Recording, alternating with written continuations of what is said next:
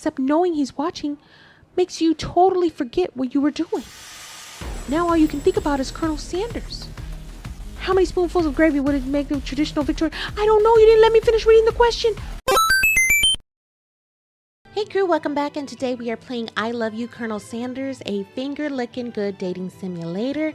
I have never played a dating sim, but I thought it'd be fun since it's that time of year. You know, it's about love and finding love, and so I'm going to be trying out some different games for the next couple of weeks. And this was the first one that I saw that I thought, this seems interesting, so let's try it out. I'm excited. You sleep softly as the morning sun casts a warm glow through the window of your modest student apartment. The world is peaceful and serene. You could stay in the moment forever. What the? Okay. That is so annoying. Or you could wake up now.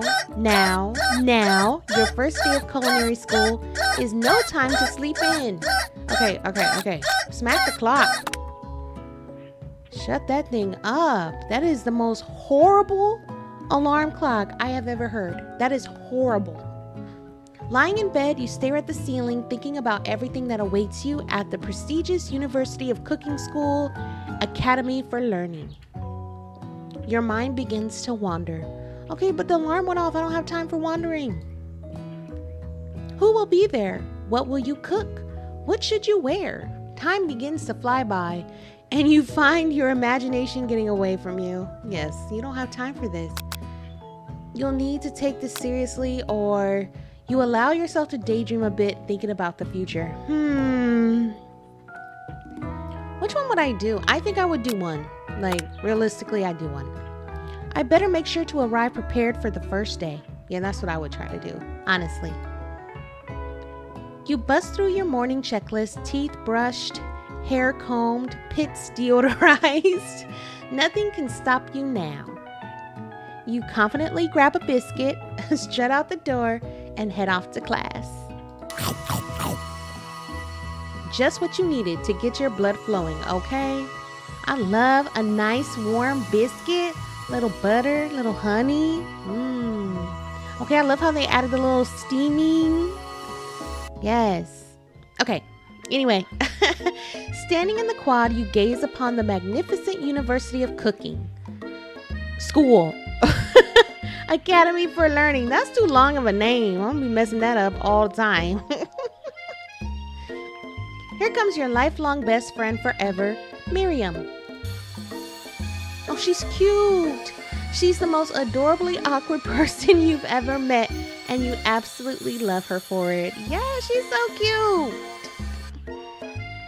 Okay, this is Miriam. Good morning, Jazzy Boo. Are you excited for the first day of the rest of our lives? Actually, because I sure am excited, a little nervous. Okay, a lot nervous. It's just that this morning I made breakfast for myself, but, well, when I ate it, I couldn't taste any love in the food. What if I'm no good? What if I fail? Oh, look at her face. Oh. Classic Miriam. Raised by MasterChef parents, she always held herself to a very high standard. Ever since we were little babies playing together and you rescued me from that quicksand box, it's been clear to me that you're the most loving, caring person I know. You're going to do great. Aw, see, W friend, that's what you do for your friends, you know? You boost them up. But with University of Cooking School Academy for Learning's famous 3-day only semesters, wow, that's fast. I'm afraid of being left behind and never catching up. That's very fast. Wow. A sweet girl, Miriam has always had a flair for the dramatic. This summer, she got so nervous about her first kiss that she chipped a tooth practicing on a mannequin. No, don't do that, Miriam. Should you pep talk her or change the subject to give her some relief? I will pep talk her. Remember last month when you saw that fortune teller and had our tarot cards read? The lady with the mask who gave me nightmares? I've been trying to forget. Okay, maybe this wasn't a good idea. I know she looked spooky, but she was so sweet, and she told you that you were destined for great things. Okay, see? Yeah. Remember that card with the fancy-looking tower? And that other card featuring the handsome fellow in the red suit? I've been waiting for so long to meet a handsome fellow I could call my own. Look at her little face. She is so cute. And I'm sure you will soon. In no time, we'll be graduating, and you'll be delighting the world with your heartfelt cooking in no time at all. That is so cute. As you talk Miriam up, you can feel her nerves beginning to ease. Oh, good, good. You know what? Maybe everything will be okay after all. And if not, at least I have these killer bangs. That's right, rock your bangs. They're cute. Can you believe I cut them myself? You can definitely believe it. They are a little uneven and a little jagged, but that's part of her charm, you know? I cannot believe it. Before you can get another word out, you're rudely interrupted when someone smacks your books and custom engraved measuring spoons out of your hands and onto the ground. Okay, who's playing with me? Who's testing me today? Who's testing me? Okay, say hey. Yes, it's right, Miriam. That's right. It's Ashley, your arch rival. She's totally evil, but you can't help but be filled with jealousy. She can get anything she wants, and she knows it. Forget her. She stinks. Hello, Ashley. Oh, I didn't see you there, chicken shins. What kind of insult is chicken shins? Lame. You leave Jazzy Boo's shins alone. They are perfectly normal shins. That's right, Miriam. That's right. W friend. You can't stand Ashley. Even her name is annoying. You know for a fact that it's actually Ashley, but she had to add extra letters to make herself feel better than everyone. Oh my God, I figured that. Because I was like, what is this name? If anyone here knows what perfect shins look like, it's us. Thank you. See, Miriam, that's a good friend right there. We're not going to let you or your really weird insults get to us. That's right. That's a weird insult. Across the quad, you see Ashley's best friend, Van, the man. What are these names? Has stopped to look at his own reflection in the mirror. His pants are so tight you can see him casually working out his glutes while he styles his hair. No lie, they're rocking glutes. Ahem.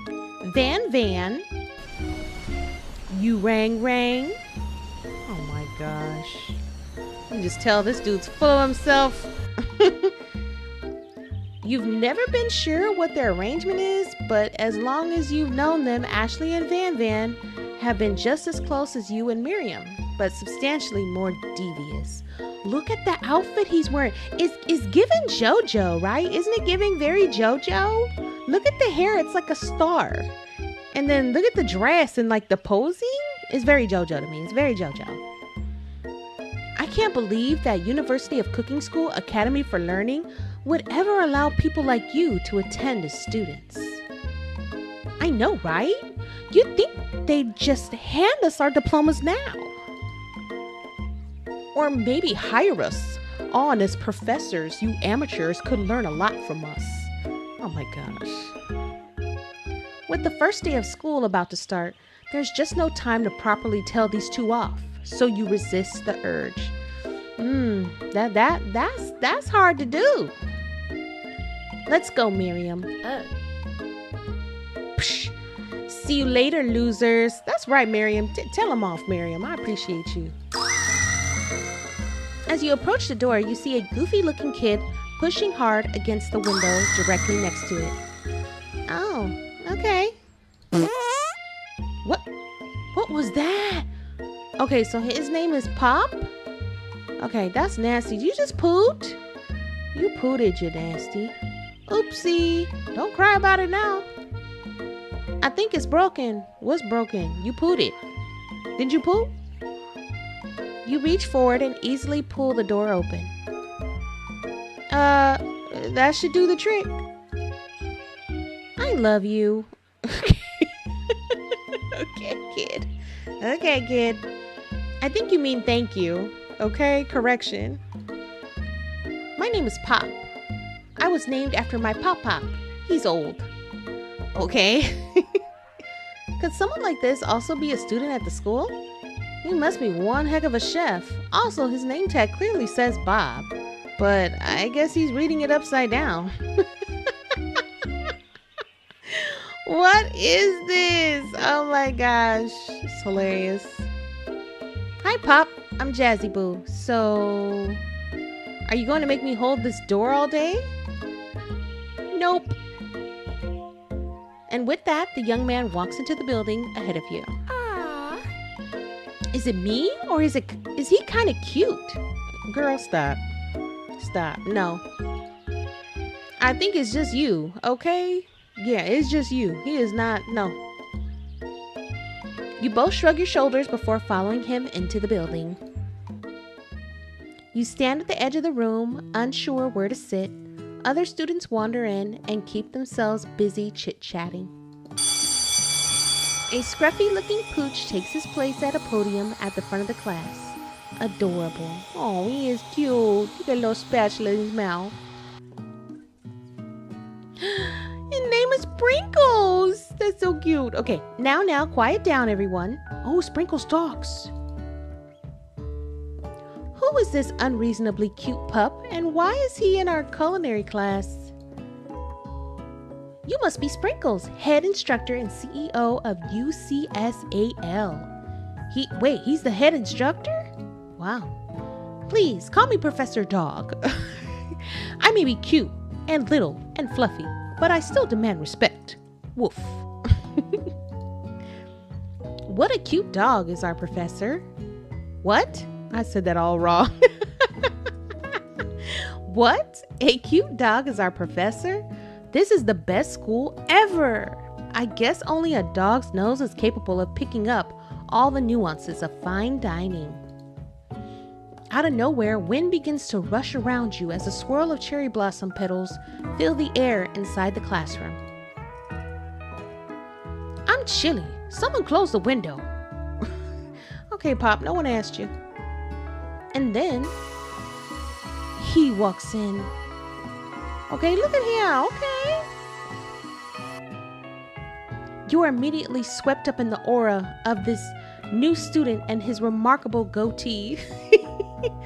Who knew anyone could be so handsome? Time stands still. That is so funny. It's him. If it isn't my favorite student, Harland. Colonel Sanders interrupts Sprinkles. Why am I saying it all excited? Colonel Sanders interrupts Sprinkles. Sorry, Professor Dog, before he can finish his sentence.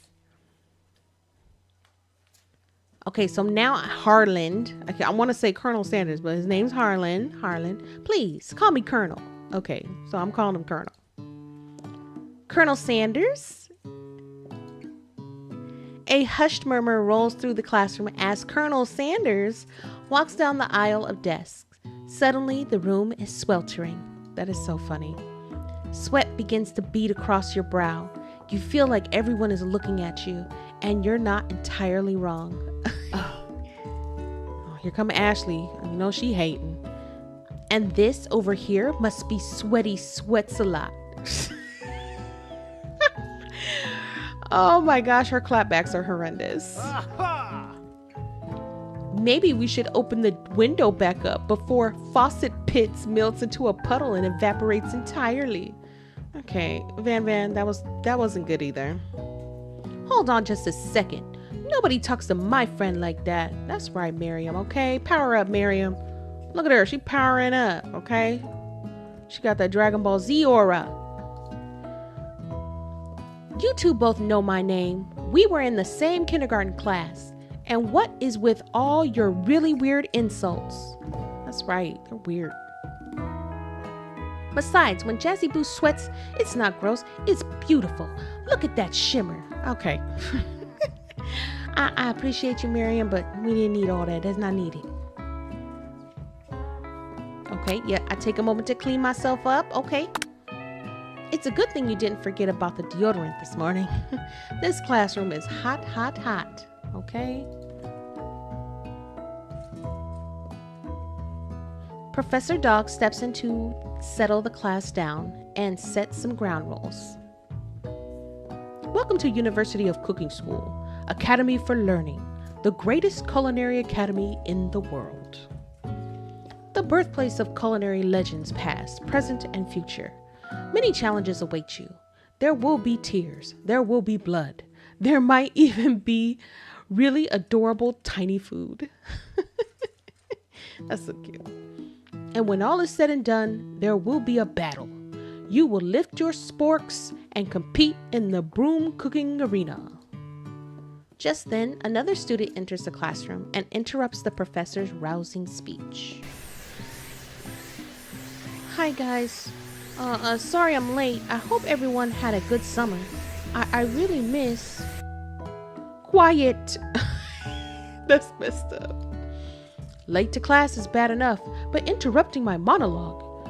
You're on the fast track out of here, young man. Are you sure you're even in the right place? Don't you recognize me? This is my 3rd year in the school, with you as my teacher. Everyone stares at him blankly. Does no one remember me? I'm...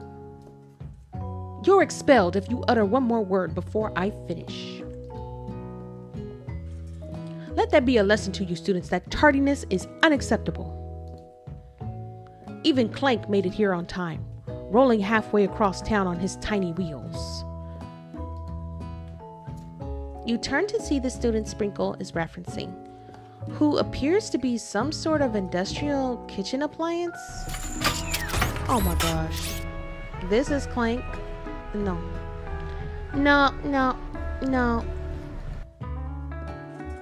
The class bursts into laughter. Oh, Clank, you rascal. Sprinkles walks in the classroom as everyone stands in silent obedience. When he gets to you, he lifts his nose into the air and takes a deep sniff. Oh my gosh, and I was all sweaty. Your diet is lacking. Based on what I'm picking up here, you definitely need a multivitamin. You should be taking better care of yourself. Okay. You never had a talking dog as a teacher before, but Sprinkle's reputation for being smart but tough is well known. You decide to try and butter him up by giving him a treat from your pocket. But what kind? Let's see, we have a beef treat, a rubber ball, and a chicken snack. Okay, but a rubber ball is not a snack. That's a toy. That's not a treat, right? Beef or chicken? I don't know. I don't think a ball is gonna work, but I would think maybe a chicken. Well, I don't want to insult him though. What if I insult him? But a ball might be insulting too. And he maybe a chicken snack? You reach beneath your apron and return with the chicken snack in hand. Sprinkle's eyes go wide as he locks onto it. Okay. Maybe this is a good move. His favorite. Well. I think there might be some competition for a new star student. The furry professor immediately devours the snack, leaving your hands slick with a coating of warm doggy drool. You see the other students eyeing you jealously, but pay no mind to them.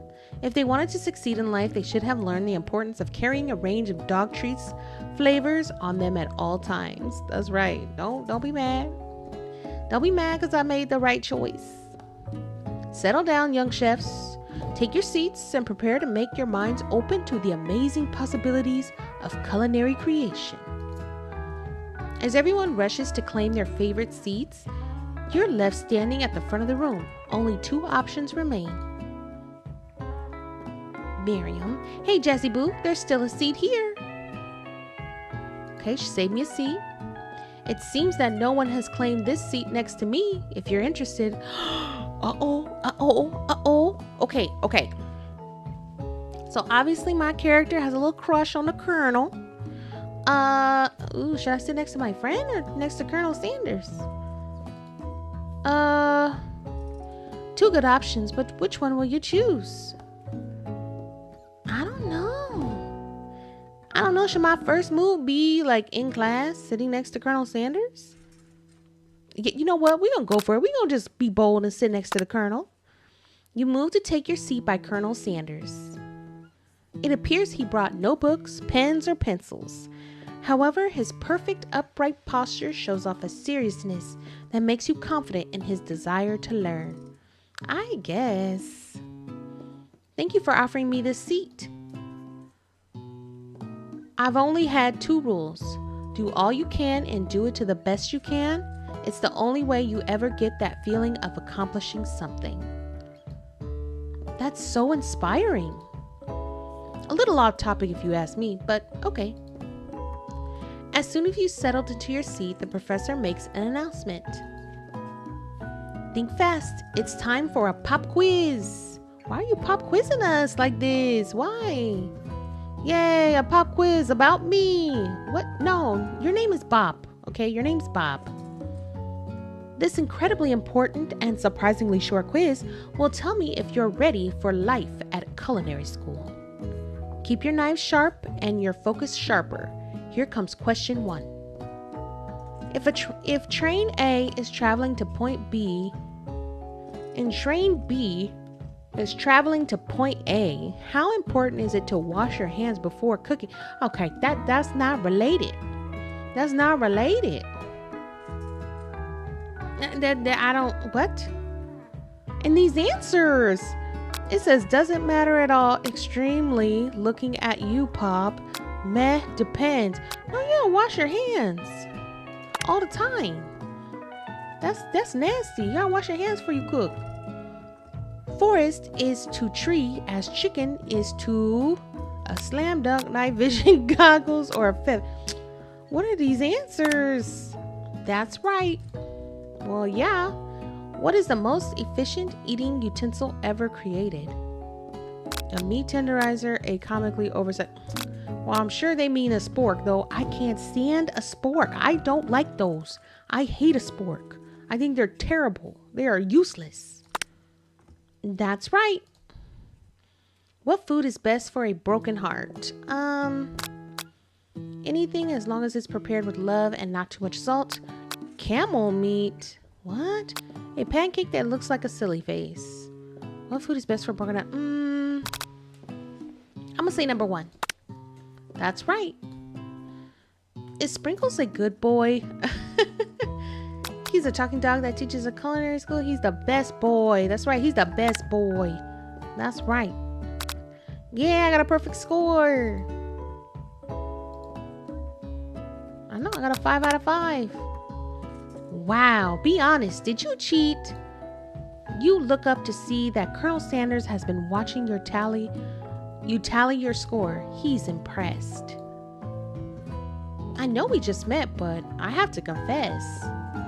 I think you have a beautiful brain. Oh, thank you, Colonel. Hot diggity, Jessie Boo. You just scored some major Colonel Sanders points with that performance. May I have your attention, students? I have an important announcement to make. Time for lunch. Wow, the cafeteria is as nice as any restaurant you've ever eaten at. It makes sense that a school dedicated to cooking would also be serious about eating. It is pretty. A delicious fragrance wafts through the room and tickles the end of your nose. Your mouth waters. Did you smell that? That must be our lunch. It smells crazy good. Everyone, can I have your attention? Who is this kid? Why is his name Student? He doesn't even have a name. Is it about lunch? No, I just wanted to apologize for my tardiness, you see.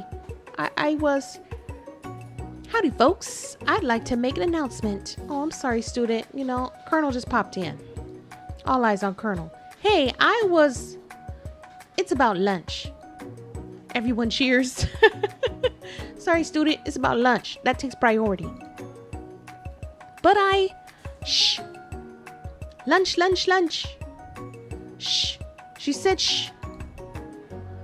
In honor of the new semester, I have prepared something special to share with everyone for lunch. Aha! That must be the smell I smelled. Indeed, that smell.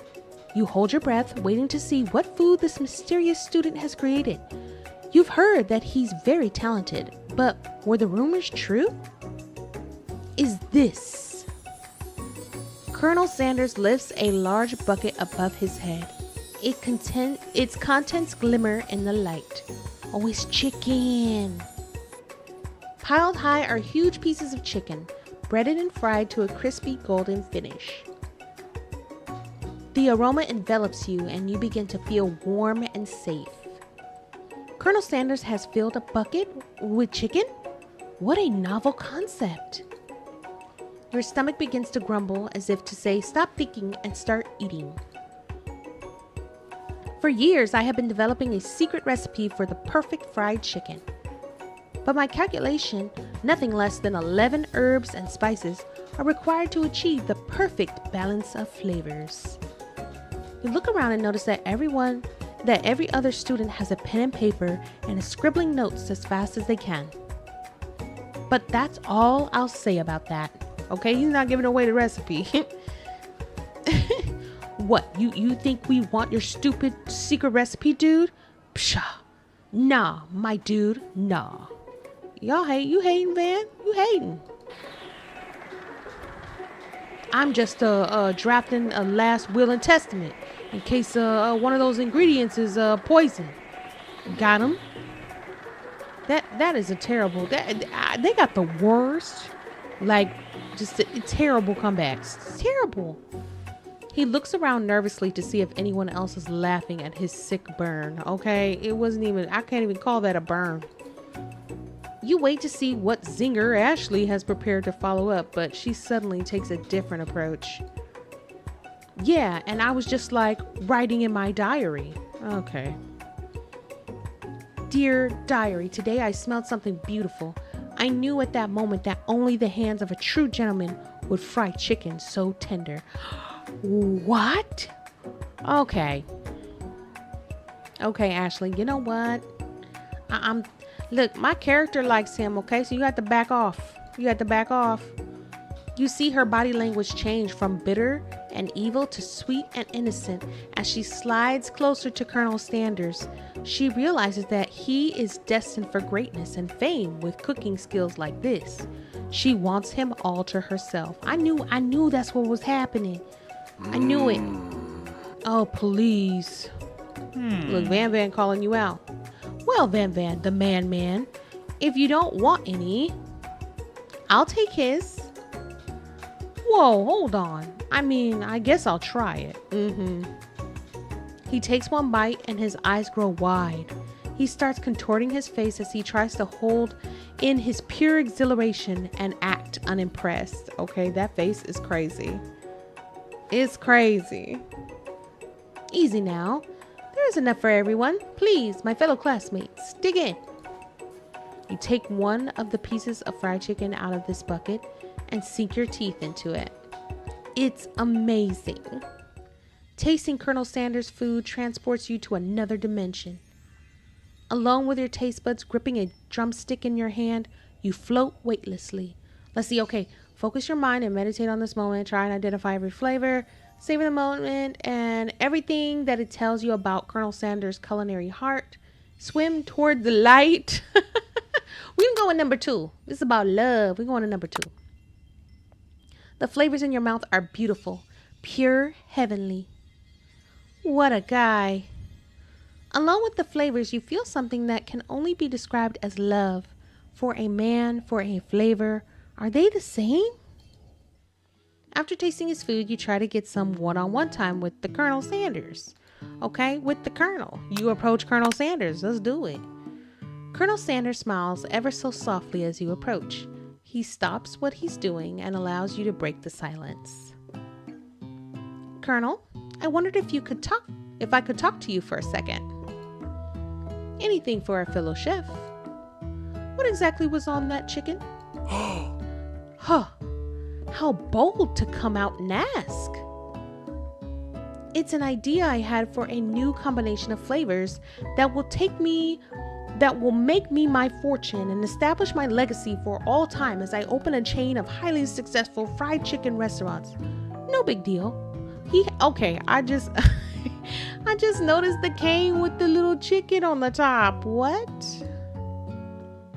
It's just you and me here talking. I can keep a secret. In fact, I've got some of my own that I'd be willing to trade. What's the rush? The semester is only getting started.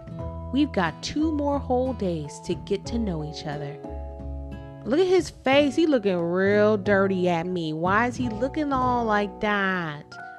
Okay, don't give me the snotty face. That's unattractive. He's clearly not going to give it up easily, but it doesn't hurt to be persistent. You know, what they say about secrets, Colonel. Shouldn't learning be fun? Aw. You've got moxie. I'll give you that. Colonel Sanders looks both ways to make sure you're truly alone, and then leans in. You can feel his warm breath as he whispers, just one ingredient, but you can't tell. I use, and then they covered it. It's something my great-grandmother taught me. And I can't see it still. Wow. You'd never have guessed that. In fact, you are not even sure where you'd get some of it if you searched. While you're wrapped up in that huge revelation, you notice that Colonel Sanders has disappeared. While everyone else is still in the cafeteria, you decide to look for him. You find Colonel Sanders outside, standing in the quad. Oh, it's you again. Howdy. Sometimes I like to come outside and look at all the school buildings. I think about how my story will continue on after I graduated. It sounds like you have big plans. I dare say the biggest. I will leave my mark on this world. You can bet on that. Alone together for the first time, you figure now is the perfect moment to show your personality to him. Okay, let's see. Nudge him to show your own strength? No. Wow him with a big idea to add an additional ingredient to really spice things up? No, I think be modest but thoughtful. Well, I just wanted to tell you that I really enjoyed your food. Now you've got his attention. Yep. The flavors were complex but comforting. The interplay between salty, savory, and peppery, it was perfect. I appreciate the compliment, Jazzy Boo. I'm sure you'll be a big success. I know we've only met today, but I'm starting to get the same feeling about you. Okay. Look at that. Okay. We should head back inside. The next lesson starts soon.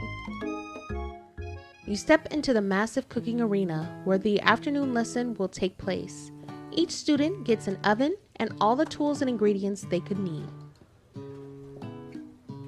Look at this place. It's magnificent. Finally, we get to show our stuff. All right, Miriam. Miriam's excited. Wait a second. Oh no, we have to show our stuff. What if I totally blow it? You'll be fine. Take a breath, Miriam. Take a breath. You're not going to blow anything, except maybe kisses to the crowd of fans you're going to earn with your signature adorable tiny food creations.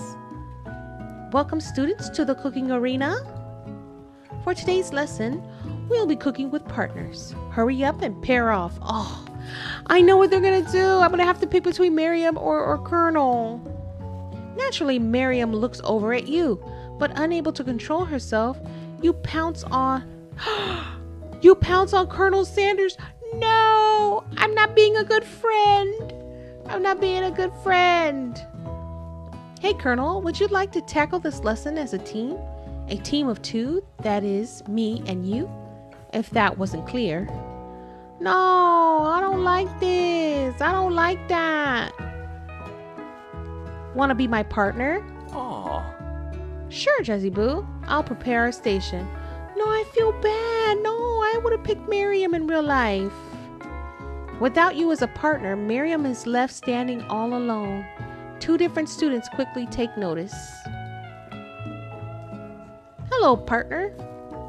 New partner. Oh no, I'm not doing the clank noises. Like I don't that don't even make sense. Beep boop. Oh my, two potential partners. I'm so sorry, gentlemen, but I don't know who to choose. Oh, don't be sad, Miriam. Look at Miriam. They want to be partners with you. I'm sorry, I'm not being a good friend right now. It looks like you'll have to pick for her.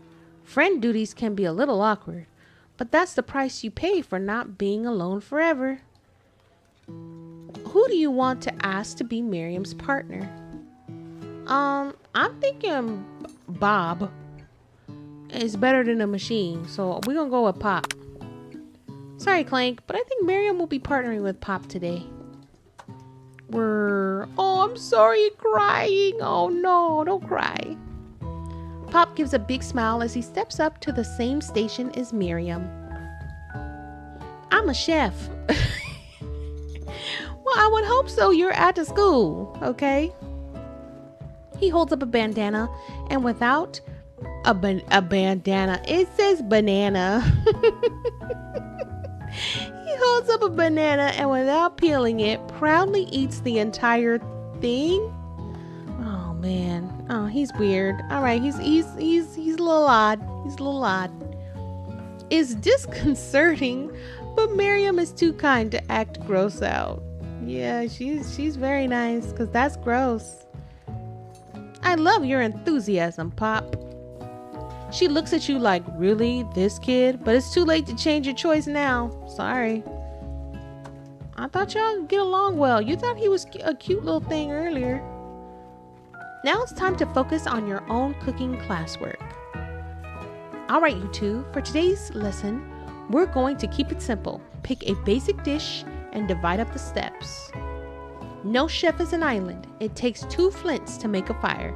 You get the idea?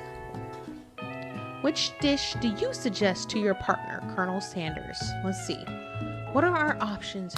Your grandmother's mashed potatoes and gravy. Using octopus will blow Colonel Sanders' mind.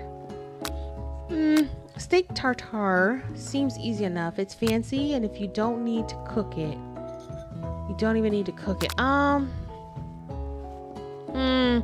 It looks like the Colonel makes more like dishes that will be more like homemade. So I'm thinking we kind of follow suit and say grandmother's mashed potatoes and gravy. I've always been something of a down-home chef. I was thinking we can make something warm, inviting, and comforting. Maybe mashed potatoes and gravy? I couldn't imagine one without the other. Colonel Sanders casts a coy look at you, causing your whole face to get beet red. Embarrassed, you quickly turn away. I'll go get the potatoes. No, please, let me. Picking perfect produce is a passion of mine. Okay, let him go get the potatoes. Looks like things are getting pretty fresh around here. Does someone have a crush on Colonel Sanders? Don't be a hater, Ashley. Go on about your business, okay? Don't be a hater. We're just cooking partners. Mind your own business. That's right. Tell her. Mind your own business. Sanders' heart is my business, and you better keep your fingers off of my man. He's not your man, okay? I still got a chance, okay? He's not yours. Did someone call for me? Okay, that's your man, okay? This dude, okay, Jojo, that's your man. No, geez, Van. While I'm over here crushing Jazzy Boo's dreams, you're supposed to be taking care of our classwork. That was the deal, remember? Look at him. You'd have made him cry. She's such a hater. Colonel Sanders returns, arms full of peeled potatoes. He tosses them into boiling water and turns his attention to you and your old friends. Yeah, old friends and In quotations, because it's not my friends. Oh, howdy there, Ashley. Van Van. Are we working in a quartet instead of a duet now? No, we still working in a duet. I don't know them. Actually, no. It looked like Jazzy Boo was struggling, so we offered to give them a hand. You know how it is. These young amateur chefs need a lot of mentoring. Ooh, she get on my nerves. I do not like her. Not even a little bit. I'm going to say, Colonel Sanders, maybe I could also teach you a thing or two about fancy food. Maybe one day you might be able to get up on my level. Huh. Doubt it. Oh my gosh, Van Van's such a hater. Okay, look at the Colonel's face. He's like, what is this? Don't be rude, Van Van. Personally, I have no doubts whatsoever about Colonel Sanders' ability to concoct creations worthy of admiration. After all, your fried chicken was quite spectacular. But Colonel, if you ask me, I might make a better partner for you than this thing that has positioned itself at your station. Ooh, I don't like her.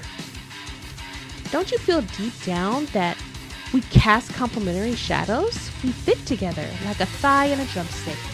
It just makes sense. No, it doesn't. No one likes you. Nothing about this makes any sense, but one thing is clear. She's coming for Colonel. If you don't watch out, well, girl, forget it. Ashley is really going at you hard. You need to ask for some backup here before things get ugly. Turn to Colonel Sanders, hunk of hunks in your time of need. What? Turn to Miriam and Forever Bessie, who always has your back. Ooh, she does always have my back, and I don't want the Colonel getting involved. No. Let's call Miriam. You turn to Miriam, and as soon as you find her, she senses it, looks back. Then, girl's friend in need radar is second to none. She immediately comes running over. That's right, Miriam! Yes, Miriam, my friend. And you know what? I'm so sorry, Miriam, that I didn't partner with you, but I appreciate you coming to my rescue. Is somebody threatening my friend? I will destroy them! Oh, I love, she is so cute. Okay, she got the power up. She's ready. I actually think that Ashley and Van Van were just leaving. Leaving you in the dust. This, whatever that sound effect is supposed to be, I don't know. My skills as a chef, perhaps. But stepping away from this competition, you are sorely mistaken. Miriam, you're a loyal friend, but Jazzy Boo is my partner for today's activity. You look for Sprinkles in hopes that he might step in, but he's nowhere to be found. Darn those cute corgis and their short but sturdy stature. You look down at your station and realize that in the tension of the moment, your hands have been cooking on autopilot. Oh. Distracted by the drama, you've already crushed the boiled potatoes into a perfectly creamy mashed texture. With plenty of butter and cream for flavor, it's as if your natural passion guided you through the steps. You know so well, while your attention was elsewhere. I know just what to do. Colonel Sanders extends his hands. He's holding a beautiful white porcelain gravy boat, out of which pours a smooth brown gravy, smothering your nearly finished potato dish. Ooh! Gravy flows down the mound of mashed potatoes. The results look spectacular. Granny would be very proud. Look at those potatoes. The mash looks good. Colonel Sanders holds a spork out to you. You reach out and grab a hold of it, but he doesn't immediately let go. The two of you stand holding the same spork, and for that small moment, all of the madness and pressure in this crazy world stops. Look at it with the spork. It's so cute. It's funny. Your eyes lock. The moment is electric. Time stands still. If you love something, set it free. Together you dig the utensil into the mashed potatoes and lift a heaping sporkful up. When you see Ashley with a sinister look, you know she's plotting against you to be with Colonel Sanders. And then, filled with rage and without thinking, you fling the spork full of mashed potatoes right into Ashley's stupid, beautiful face. Why would I do that? Why would I do that? No! Van, do something! Do something! Scooping up a fingerful, Van tastes the dripping mashed potatoes and gravy and realizes that it's delicious. Horrified by this revelation, he slinks away. Will he ever be able to cook something with so much love and integrity? No, he won't. Hold on right there, Jessie Boo. We do not waste food in the broom cooking arena. Colonel Sanders, I expect better from you. If you throw one more spoonful, you better be prepared to eat it from wherever it lands. Oh, okay. Don't worry, we're not gonna get into the mess. We're done, Sprinkles. We're done. Can I have potato face? Okay, Pop. Van rushes back over, a covered dish in his hand. Mashed potatoes with gravy? Pathetic. In just a few minutes, I've prepared a full meal. Gaze upon my specialty, braised tentacle of octopus in my silky saltwater sauce, plated on a battle axe blade forged by my supreme chef ancestor. Okay, don't get me wrong, the food looks great. Do I need to eat it on a battle axe? No, I don't think that's required for presentation. But it looks great. You've ignored me for too long. That ends now. It is I who will have first bite, and you will look all on with envy. The student is weird. The interrupting student rushes at Van and swipes a bite of his signature dish right off the plate. No, don't. Something about this dish doesn't strike my nose quite right. I think the octopus was rushed and may have turned in the process. The results could be toxic. Uh-oh. He didn't have proper safety food protocols. Ooh, too late. It has been eaten. I think I left something in the oven. I don't feel so good. It killed him? What? No! Everyone step back.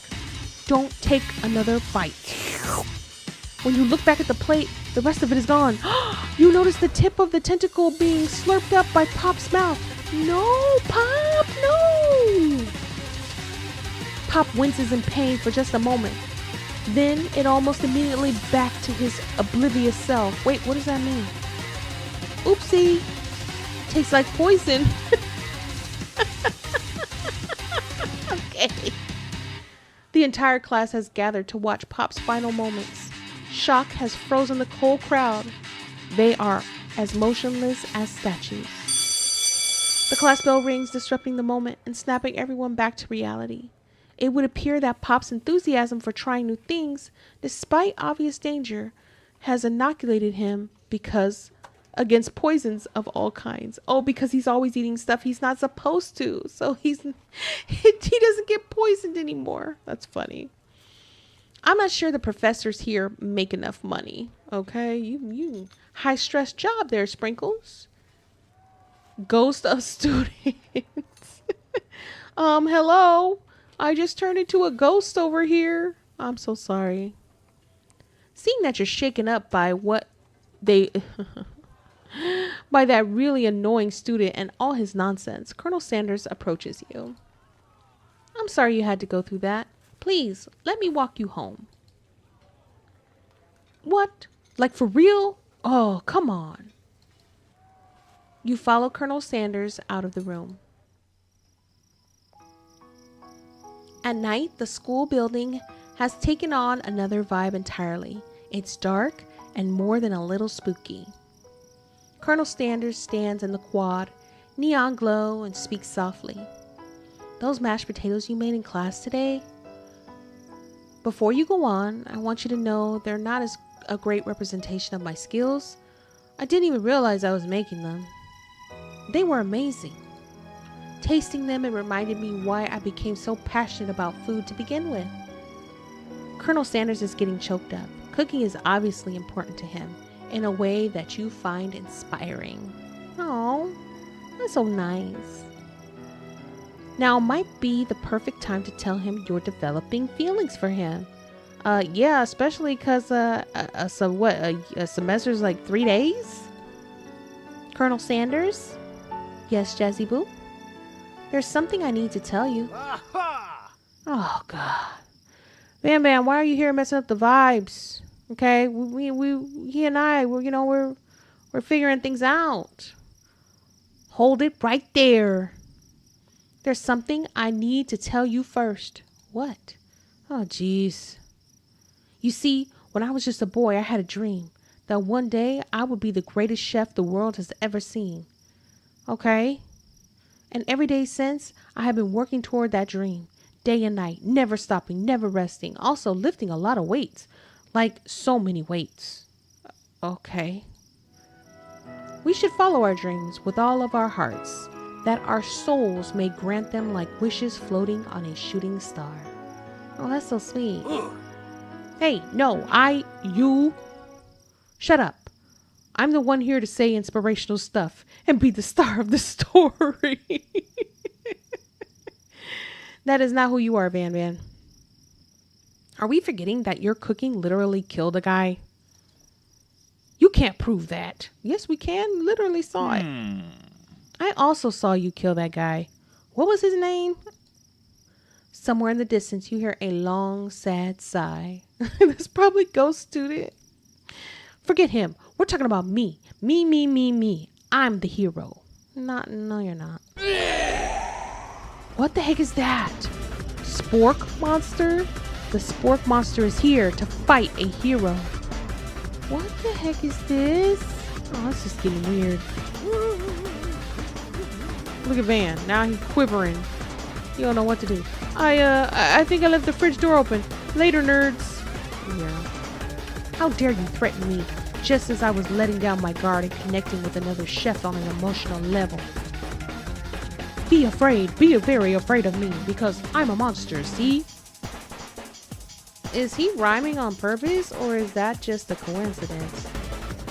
But before you can discuss syntax any further, it's a turn-based fight sequence. What will you do? I'm attacking. Get rid of him. You decide to go on the attack. Which attack will you use? Cook with love. Cook with love does 1 damage. It just got real. That attack really upset Spork Monster. Spork Monster goes on the attack. They spit hot gravy at you. You take 1 damage. Okay. Should I do? What would I defend for now? Attack. You decide to go on the attack. It worked last time, right? Exactly. That's how I feel about it. Cook with love. Does 1 damage. Yep. Spork Monster won't forget this. I don't care. Spork Monster is really feeling threatened by your attack. Good. Spork Monster focuses their mashed mind and draws in energy from Mother Earth itself. They grow larger and more intimidating. How will you respond? We gonna defend this time. You decide to defend. Which defense will you use? Trepidation, I guess? You hold your head between your hands and mutter, "This is not happening. This is not happening." Spork Monster is no quitter. Buffed up and ready to rumble, they go on the attack once again. Spork Monster uses utilitinsel. You take 2 damage from the attack. Why? If you take much more damage, you're not going to survive the battle. What the? Man. You decide to go on the attack. Cook with love. Cook with love does 1 damage. Spork Monster is oozing cheese sauce on the lawn of the quad. I wonder who is going to have to clean that up. Feeling vulnerable, Spork Monster prepares for its ultimate attack, Rounded Edge. When am I going to get an ultimate attack? Okay, good. Thank you, Colonel, for stepping in. Vile villain. Your reign of terror stops here. Thank you. I appreciate it. Colonel Sanders summons the energy of 1,000 chickens. Pot pie power pinch. This is so incredibly cute. Pot pie power pinch does 10 damage. Whoa. Spork Monster is defeated. You saved me! An injured spork monster spews steam into the night. Okay, spare the wretched beast. We could spare him. You manage to tamp down your disgust at the sight of this gnarly beast, long enough to realize that he is still a living creature with a pure soul who deserves your pity, not your wrath. Be gone, beast, and don't you dare come back for a follow-up encounter tomorrow. I won't forget this, and I certainly won't be back like you said. Okay, good, don't come back. The spork monster scuttles off into the night. The defeated monster left behind a special item. What do we get? It appears at first to be a cookbook, but upon closer inspection, it's so much more. It's a book of magic spells with a golden chicken on the cover. Interesting. You open the cover and find a library card tucked inside. The last name to have signed it out is Borko? Borko. That name sounds strangely familiar. Your blood is pumping as you stand in the quiet of the night, holding the mysterious book in your hands. As you come down from your battle buzz, you realize that your final attack has left you completely depleted. The world around you begins to fade away. Without any energy to keep your eyes open, darkness overtakes you. The image of Colonel Sanders flashes before your eyes as you fall asleep. He must have helped you get home. In your tired state, you don't know if you could have made it without him. What a guy. You want to thank him, but you don't have the strength to utter a single word. You feel your covers being pulled up over you as you are tucked in tightly. Good night, my Colonel. In your dreams, you're together with Colonel Sanders. For some reason, Sprinkles is also there instructing your love. Dreams are weird. This is so cute. Oh my gosh, this game is so cute. You awake on day 2 and attempt to process the wild visions you had. Were they memories or premonitions? And then there was that secret ingredient that Colonel Sanders went ahead and told you outright. Not much of a secret, huh? It's probably just because he already trusts you so much. Sure, that makes sense. We'll go with that. You meet up with your bestie in front of the school. Before you can tell her about the encounter with the sport monster, she launches into a story of her own. Okay, I know this might sound a little strange, but I think I might be, I think I might like Pop. She likes Pop. Oh my gosh. See, I made the right choice. Like him? Like? I know it sounds like it's moving too fast, but there's something about him. I like him. Like him. We got to talking after class, and he's actually a totally sweet guy. Not only that, but he's really smart. He told me all kinds of stories about Colonel Sanders. Wait, what? And how is he telling stories about Colonel? Did you know that Colonel Sanders enlisted in the army when he was only 3? What? Not only that, but he founded a special unit of super soldiers who all wear the same hats just because he put a hat on one time and thought it looked cool. Girl, what? But Colonel Sanders doesn't even wear a hat. He wears a ribbon tie. Either way, maybe it'd be best if you took it slow with this new boy, like I am with Colonel Sanders. You and Colonel Sanders, the coolest guy in school, the most famous student to ever attend University of Cooking School Academy for Learning, you're a thing now? Okay, Miriam. All right now, don't lose your friend card. By being a hater, don't sound like you're hating. We definitely connected yesterday. Aha! Sure you did. You're great. Why wouldn't he be into you? I guess. See? Okay, this is sounding real like insulting, okay? Sounded real insulting. Laughing at the implication that you and Colonel Sanders might be a thing is definitely not cool. You are great. You have an idea about how to prove that your love is real. Well, if he's not into me, why did he tell me one of his secret ingredients? Your bestie's eyes light up. Why? Why'd you tell her? A secret ingredient? Yeah, I just said that, a secret ingredient. Is there a dramatic echo in here? Miriam checks to make sure you're alone before continuing. So this summer, while I was on vacation with my family, a lovely man approached me in the botanical garden where I was wandering. This can't be good. He told me all about his passion for spices, secret spices. The man even gave me some to show me what he meant.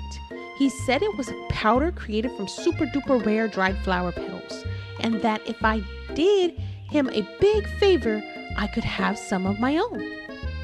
Please, Miriam, don't tell me. So I filled my suitcase with them and brought them home. He was so nice. He even met me at the gate when I arrived. Later, when I cooked with them, a very strange feeling came over me, and the flavor was unlike anything I'd ever tasted. I think you're being very liberal with the meaning of spices here. Whatever. Anyhow, we both share an interest in cooking, so we stayed in touch, like pen pals. I bet he would love to know more about new spices. Well, I'm definitely not supposed to share Colonel Sanders' secret recipe. And besides, I only know the one ingredient, so I doubt it'd be much use to anyone. Please. It would mean the world to me. No one has to know it came from you or from Colonel Sanders. No, Miriam, we're not telling you nothing. What do you think? Should you protect Colonel Sanders' secret or share it with your bestie? I'm not sharing that with her. No, why is the option make up a fake ingredient? I don't want to lie to her. I just don't want to share with you. I would just tell her no, I'm not telling you. Well, I guess I gotta make up a fake ingredient. You quickly think of a fake ingredient name. I don't know. How about it? It was Eye of Newt. I know, sounds like some kind of witch's potion, but what can you do? Eye of Newt? Wow. Her eyes light up imagining such a thing, and you know that you've satisfied her curiosity and she'll move on. However, she immediately turns around and does some thumb typing on her phone that you can't quite see. That's probably not good. Before you can ask her to confirm what she was definitely not texting secrets to other people, you're interrupted. A wind rushes in. Cherry blossom petals fill the air. Oh, that means the Colonel might be coming. It's Colonel Sanders. He's arriving at school. Stand back and admire his majestic glory. Run to him. I'm gonna stand back and admire his majestic glory. Colonel Sanders' horse is truly a thing of beauty. Without ever acknowledging that he's being watched, he does a short horse dance before dismounting with a flourish. He then slaps the beautiful creature gently on its rear, sending it running free into the countryside. You are so struck by the sight of him that you lose the ability to speak coherently. Oh, I didn't realize anyone was watching. Don't worry, he knows his way home. You attempt to compliment Colonel Sanders, but the words don't come out exactly right. What a horseful beaut you have. What a horseful beaut you have. Dang it, that's what I just said. Being a good friend, Miriam attempts to cover for you. Oh, Jazzy Boo just gets really nervous around people they like. Oh, thanks. What? This is not helping. They got food poisoning and were up all night. It was gruesome. You should have seen it. What? She gives you a wink and a smile as if to say, situation handled. Can't blame a girl for trying. And with that, Colonel Sanders disappears into the school, leaving you and Miriam to follow. When you enter the classroom, you can see your two rivals, Ashley and Van Van, are doing something bad. By the way they're hiding, you know it must be really bad. Like counterfeiting recipes, bad. Experimenting with restricted ingredients, bad. Summoning a demon, bad. You try and get a peek over Van Van's hulking shoulder, but he sees you coming. Whoa there, little one. I'm not sure you're ready to handle this. Why don't you make like a bee and mind your own wax, honey? That's terrible clapbacks. Okay, tell them to stop acting immature, act like you're not interested in them, but really try and get a closer look. This one. You immediately dress the rivals down for their immature behavior. Culinary school is to be respected. This kind of nonsense is a waste of everyone's time. Now you've upset them. I don't care. Oh, and you're the emperor of cooking, are you? You make the rules. I'm not sure you know a good meal if it ate you.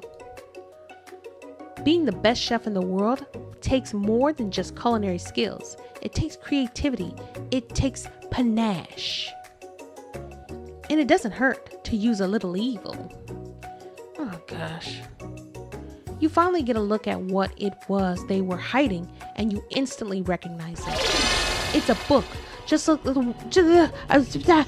like the one you found after your encounter with the spork monster. That's the same book that I found last night in the quad. Ashley immediately elbows Van Van, who hides the book behind his back. I don't know what you're talking about. That book is a family heirloom, and its contents are secret. You notice that they haven't been studying the book. They've got Pop pinned to the wall, and they're tossing potato skins at him as he tries to catch them in his mouth. Oh my gosh, Pop. We're playing, hee hee. They're not playing with you. Before you can dig in any further, you're interrupted by the arrival of more students. It's almost time for class. Okay, it's Clank. You say beep beep. Clank must be running late. He's in such a hurry that he rolls right over Van Van's meaty foot.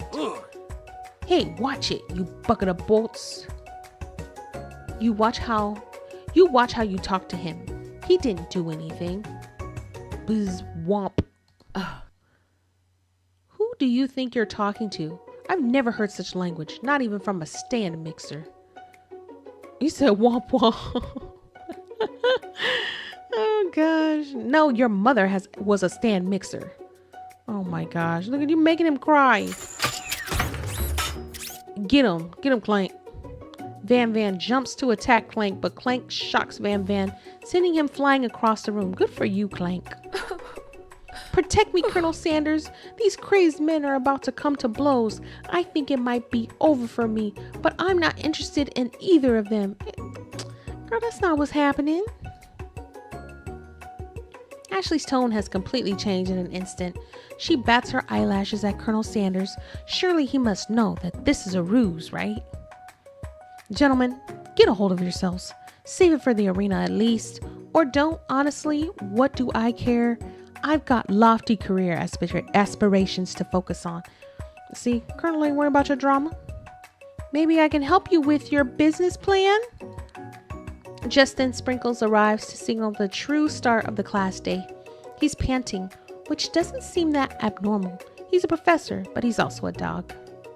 Students, please take your seats. I apologize for my late arrival. I spent the morning chasing a car all around town, and my tiny legs are very, very tired. But I'm here now, and I hope you're ready to learn. Rub his furry dog belly. He loves it. Aw. After he catches his breath, Sprinkles regains control of the classroom. Without further ado, we'll review the global history of my favorite fowl, the chicken. You want to pay attention to the lesson, truly you do. Which is why in 1776, at the signing of the Declaration of Independence, it was a chicken who first signed their name. Okay, what? But you can't help but daydream about Colonel Sanders, and you miss most of the important parts. When you come to Sprinkles and is holding a tray of food in front of you. Well, Jazzy Boo, naturally this appears to you to be a sample platter. Which item do you want to sample? Okay, we got a glass of water, a shimmering pepper, and a dog biscuit.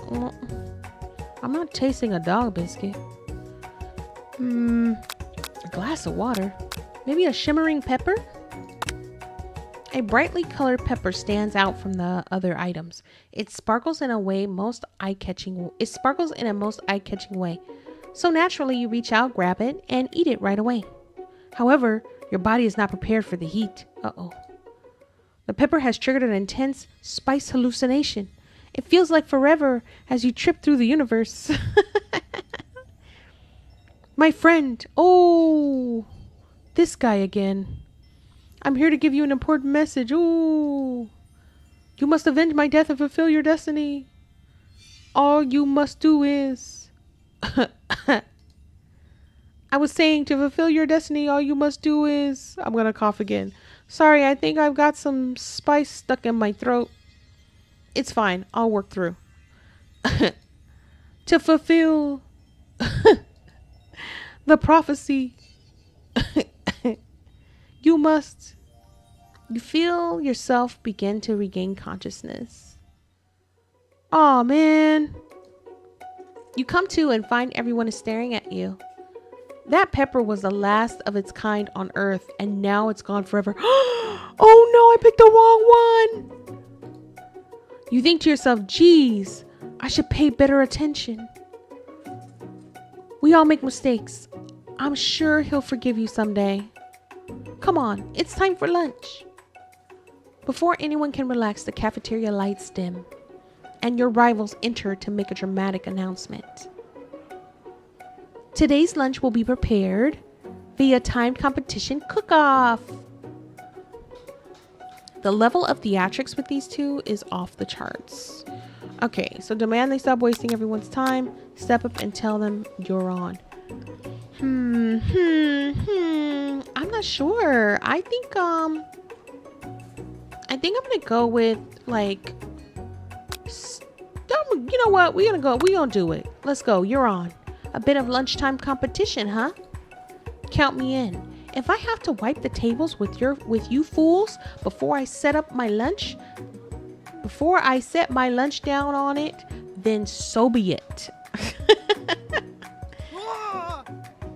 I'm not the fool. You're the fool. Good one, Van Van. I like your gumption, Jazzy Boo. I'll be watching your performance. Just as things reach a boiling point, Sprinkle steps in. Surely he'll put a stop to this madness. Now, students, please settle down. This is a lunchroom, not a sportsing court. Finally, a little sense. You breathe a sigh of relief. At least not until we turn on the timer. Just then, a huge red light blasts you in the face, flashing the words, "Timer ready." That's what I'm talking about. Aroo! I stand corrected. The hard way builds solidly a foundation of confidence that cannot be swept away. And that's an original quote by me, in case anyone was wondering. I hope its message lifts you to victory. Well, thank you. Like a diamond, I was formed under pressure, and now is my chance to shine. Oh, Ashley, you know what? Bye. I will defeat you myself. Okay. You had his chicken, and you made mashed potatoes and gravy on day 1, and you're feeling like you can really impress him again here. It's time to boil some water for the potatoes. Think fast. If the timer runs down, you'll be forced to pick randomly. What temperature does water boil at? What?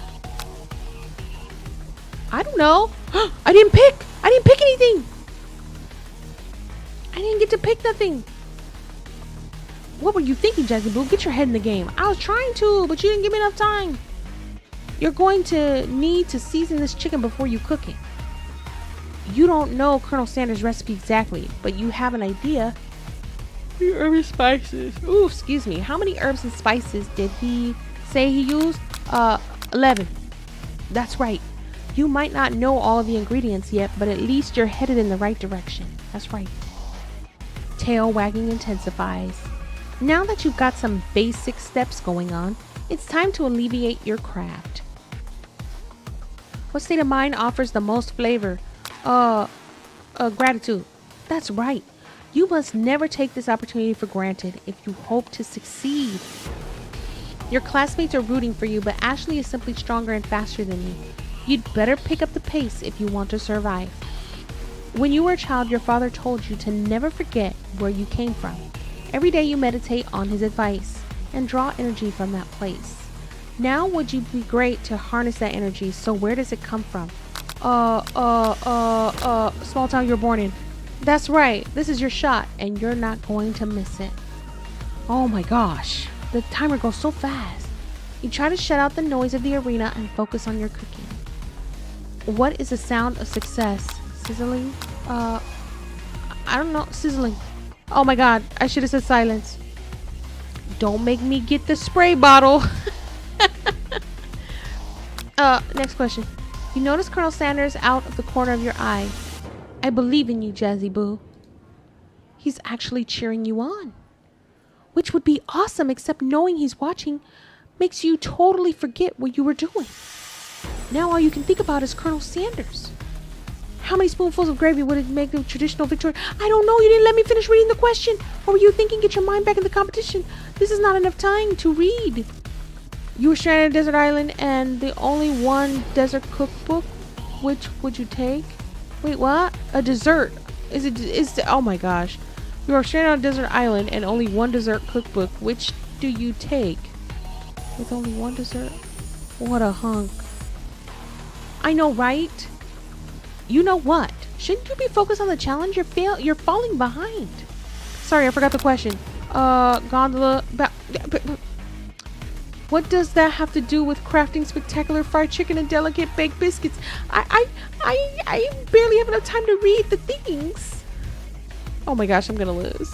You're really struggling to keep up. No duh. At the next station over, Ashley has already begun plating elements of her dish. It's colorful and complex. To make up time, you toss your biscuit dough into a stand mixer. As you do, the crowd gasps. Yikes. What? I know you love nothing more than seeing a fellow appliance utilized in a kitchen battle, but sometimes that means sacrificing the personal touch. No. You might not have any hands, but Jazzy Boo does, and a good chef needs to be touching the dough to know when it's properly mixed. There's an easy way and a hard way. You don't get far by going the easy way. Okay, now he's side-eyeing me. Everyone's side-eyeing me. When you hear everyone talking, you realize how serious your error was. You immediately shove your hand into the mixer to rescue your dough before it's overmixed. Jazzy Boo, no! I put my hand in the mixer? But you're not fast enough and your hand gets stuck. It immediately crushed by the quickly spinning beaters. There's no way you'll be able to use that hand for the rest of the match. Oh my gosh, come on now.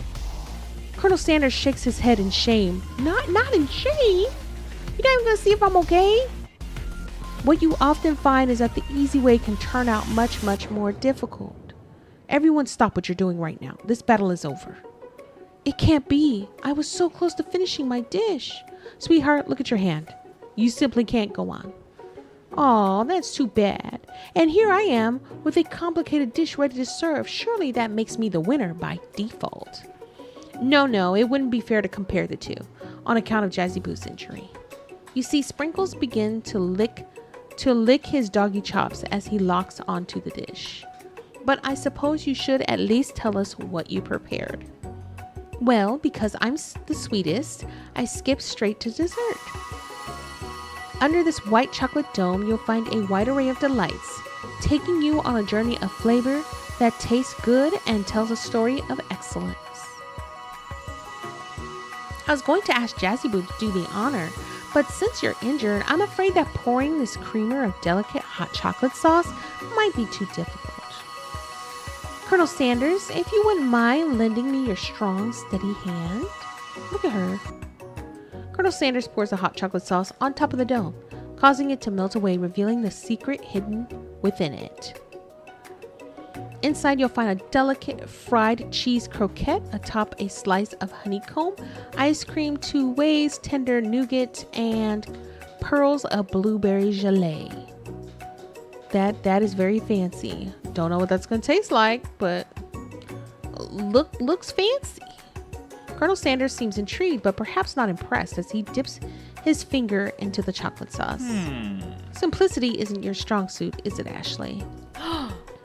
Oh, you, As he places a sauce-covered finger into his lips, Ashley leans over and whispers something into his ear. A dab of sauce sticks to his mustache. Internalize the rage you feel. Put yourself between Colonel Sanders and Ashley. I'm just going to internalize. There's no need. Your rage burns so intensely within your eyes that they burst into flames.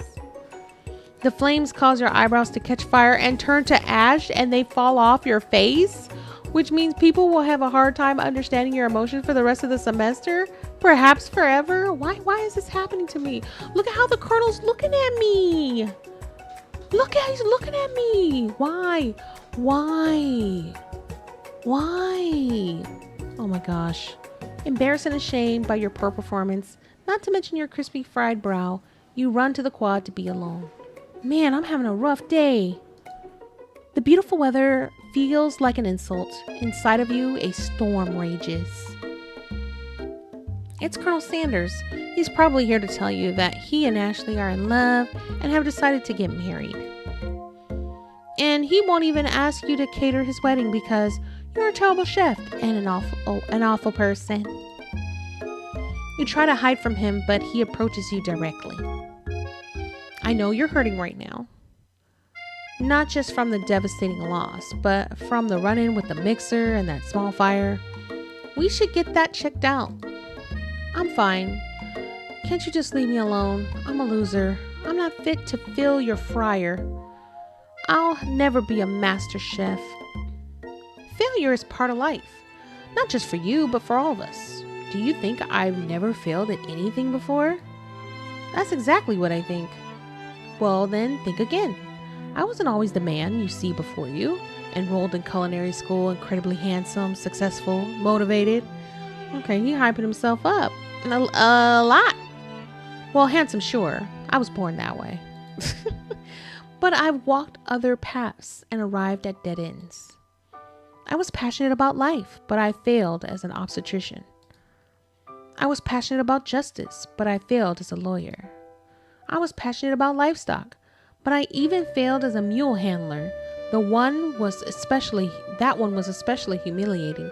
Mules can be so cruel. I lost my business partner to a gunfight. I didn't know. People see my delicate ribbon bow tie and my well-kept beard and assume that I have got it all together, which is true now, but it hasn't always been. Sounds like this guy could really use a hug. I resolved then that I was going to amount to something. No amount of hours, labor, or money would deter me from giving the best I had to give. As Colonel Sanders changes focus, you can see something ignite inside him, a burning passion. One has to remember that every failure can be a stepping stone to something better. My new dream is pure, it's honest, it's something that a humble man in a crisp white suit can be proud of. I will create a new chain of chicken restaurants that will bring joy to the entire world and make up for my past misdeeds. Yay! Just as your moment grows intimate, you're interrupted by a threatening, shadowy presence. Battle-scarred from the night before, you prepare for the worst. It's the spork monster. Oh gosh. Borko.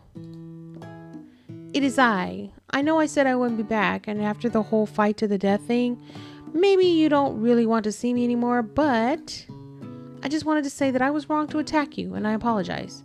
I know what it's like having to always look over your shoulder. Aw, monster problems. Am I right? Aw, thanks, Borko.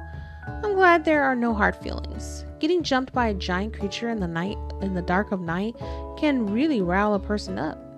I also want to apologize for the way I switched right into attack mode. I know that you're strong, and cooking school can put a person under a lot of stress. I actually used to go to this school. I wasn't always a spork monster, you see. I don't believe it. You were a human once? Well, no, I was a golden retriever, but I was still a student. Until one day, some mean kids with a magic spellbook cast a dark enchantment on me, and I was forever transformed. A magic spellbook? Precisely. I had procured a copy for myself, but somewhere along the way I've lost it. If you could find such a book, I beg of you, respect it. You're a powerful chef and shouldn't rely on such dark and evil magic. No, you should be protecting the innocent from those who would cheat them through sorcery and guile. If you need me, don't fear, I will be there.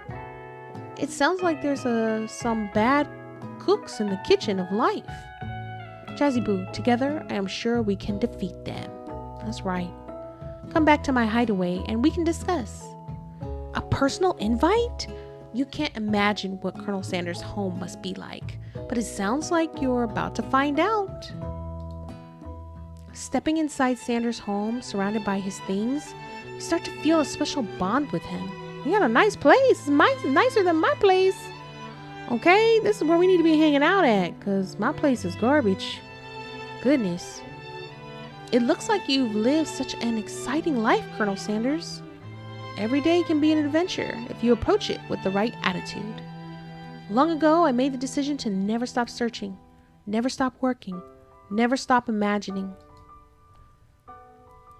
Have you been working on any new recipes of your own lately? I'm always excited to talk about food with another ambitious chef. Probably. I don't know. Well, there is something. It's just a side dish that I've been tinkering with, trying to find the right balance of flavors and textures. I'm not sure I've nailed it yet, but I'm close. Colonel Sanders' eyes perk up as he starts to wonder what dish you might be describing. It's meant to pair with something spicy or something crispy, both perhaps. Now you've got him right where you want him. Should you reveal your new creation to him or keep it a secret just for you? What should I do? Maybe, you know what? Let's reveal it. Let's just be open. You decide that you're as ready as you'll ever be to share your original cooking with Colonel Sanders. Before you can talk yourself out of it, you decide to dive in head first. You reach into your lunch bag for a special dish that you've been keeping on ice all day.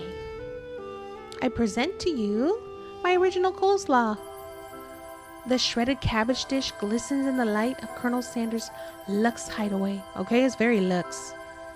Look at the slaw. Not my favorite thing from KFC, I'm just gonna be honest. But you know, it looks pretty in this picture.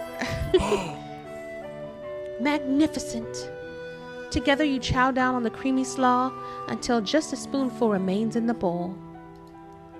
Do you mind if I hold on to the last bite? I'd like to have it around so that I can admire its taste and later and think back on this moment. You could offer to make him more, but he seems like a very sentimental kind of guy. Sure, why not? Please make yourself comfortable. I'll be back in just a moment. You realize that now would be the perfect time to do some snooping. Around the room are various items that you can look closer at. Each item seems to radiate memories and emotions. Tap on an item to discover more about the Colonel. Okay, why not? You notice a very realistic stuffed bird sitting on a corner table. When you pick it up, you realize it isn't just realistic, it's real. Taxidermy? Must have been very important to Colonel Sanders when he was alive. A little note clipped to the chicken's foot reads, "The true state bird of the great state of Kentucky." Tap on an item to discover more. Okay, what else we got? Look at this picture. Is this him as a kid? As a baby? Stop it. An adorable little baby boy crawls across the floor from the goatee to the mustache combo he sports. You figure that this must be Colonel Sanders himself. Must be. He's holding a chicken. Ridiculous. That, or maybe it's the drumstick that he seems to be waving like a rattle. Who frames a baby picture of just themselves? Probably the same type of person who would make their own face the logo of a company they founded. Am I right? Tap on the item to discover. Okay, let's see. This must be where he keeps the secret recipe. You think for a moment what number is important to Colonel Sanders. Then it dawns on you. As soon as you turn the dial to 11, 11, 11, 11, the safe opens. Inside it, you find a single note. Can chicken be prepared sashimi style? What? Tap on an item. Okay, I keep reading that part. I don't need to read it. Okay, first we're going to do all the other things. Take a closer look at a large urn sitting on a nearby pedestal. There's a plaque on it. It's dusty, but when you wipe it off, you can read the inscription. It says, "Here lies the ash of all my past careers and business failures." Oh, wow. Poor guy. What's this? A scented candle. You pick it up and try to identify the smell. Power tool? Freshly starched collar? Piece of wood floating in a lake? Summer of 69? No, it's one of the secret recipe ingredients. And we don't know. What else? Oh. You gaze out the window across the vast lake and mountain range beyond. Just then, the ghost of students pops up. Are you thinking about heading out into the world on a quest to avenge my death? No. Wait, what? I never even learned your name. Why would I avenge you? I could just tell you my name right now. Can't you see I'm in the middle of something? You open the window and crack. You open the window a crack and the ghost of students is swept out with a breeze. What else is there? What's this? A lock of silver hair is woven through the teeth of a comb. Upon further inspection, you realize that the hair therein isn't just silvery in color, it's actually made of spun silver. Interesting. Okay. One of the framed photos shows an old man who looks a bit like Colonel Sanders standing with a friend. They hold fried chicken drumsticks and appear to be cheersing them. Well, that's kind of neat. You look closely and see that there's a short inscription. I wonder who my friend Pete is. What's this one?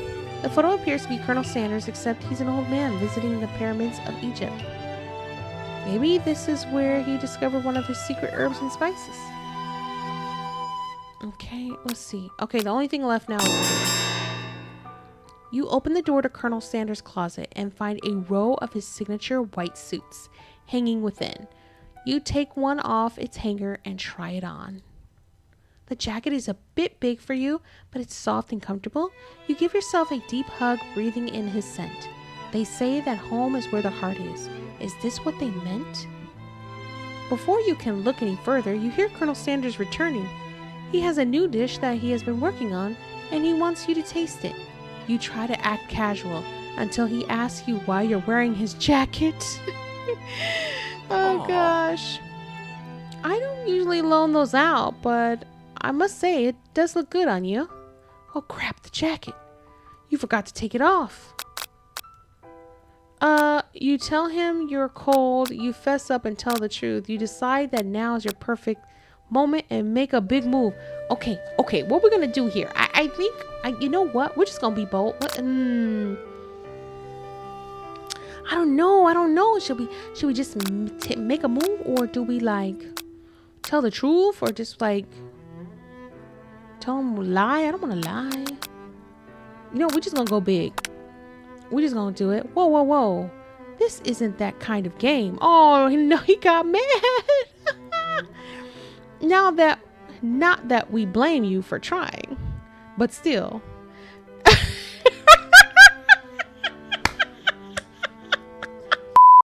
Okay, we're back. Okay, we opened up the closet. We are getting the coat. We're about to put it on. Okay, and now he's caught us with the coat on. Aww.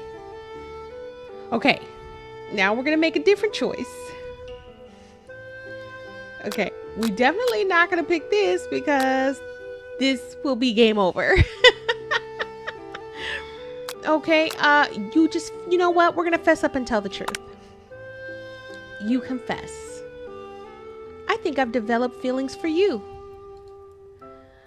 I might be developing feelings for you too, but I'm concerned. I can't let anything get in the way of my dreams. Overwhelmed, you take off the jacket and run for the door. But the thought of leaving Colonel in the midst of such an emotional breakthrough gives you pause. You stop yourself. Colonel? Yes, Jazzy Boo? I honestly think that this may be the beginning of something wonderful. I think you're right. We should take things slow. We talk late into the night and drift off into a slumber. Dream sequence. This is so cute. This dream sequence is hilarious. You awake to a beautiful morning in Colonel Sanders' hideaway. Oh wow, it looks different during the day.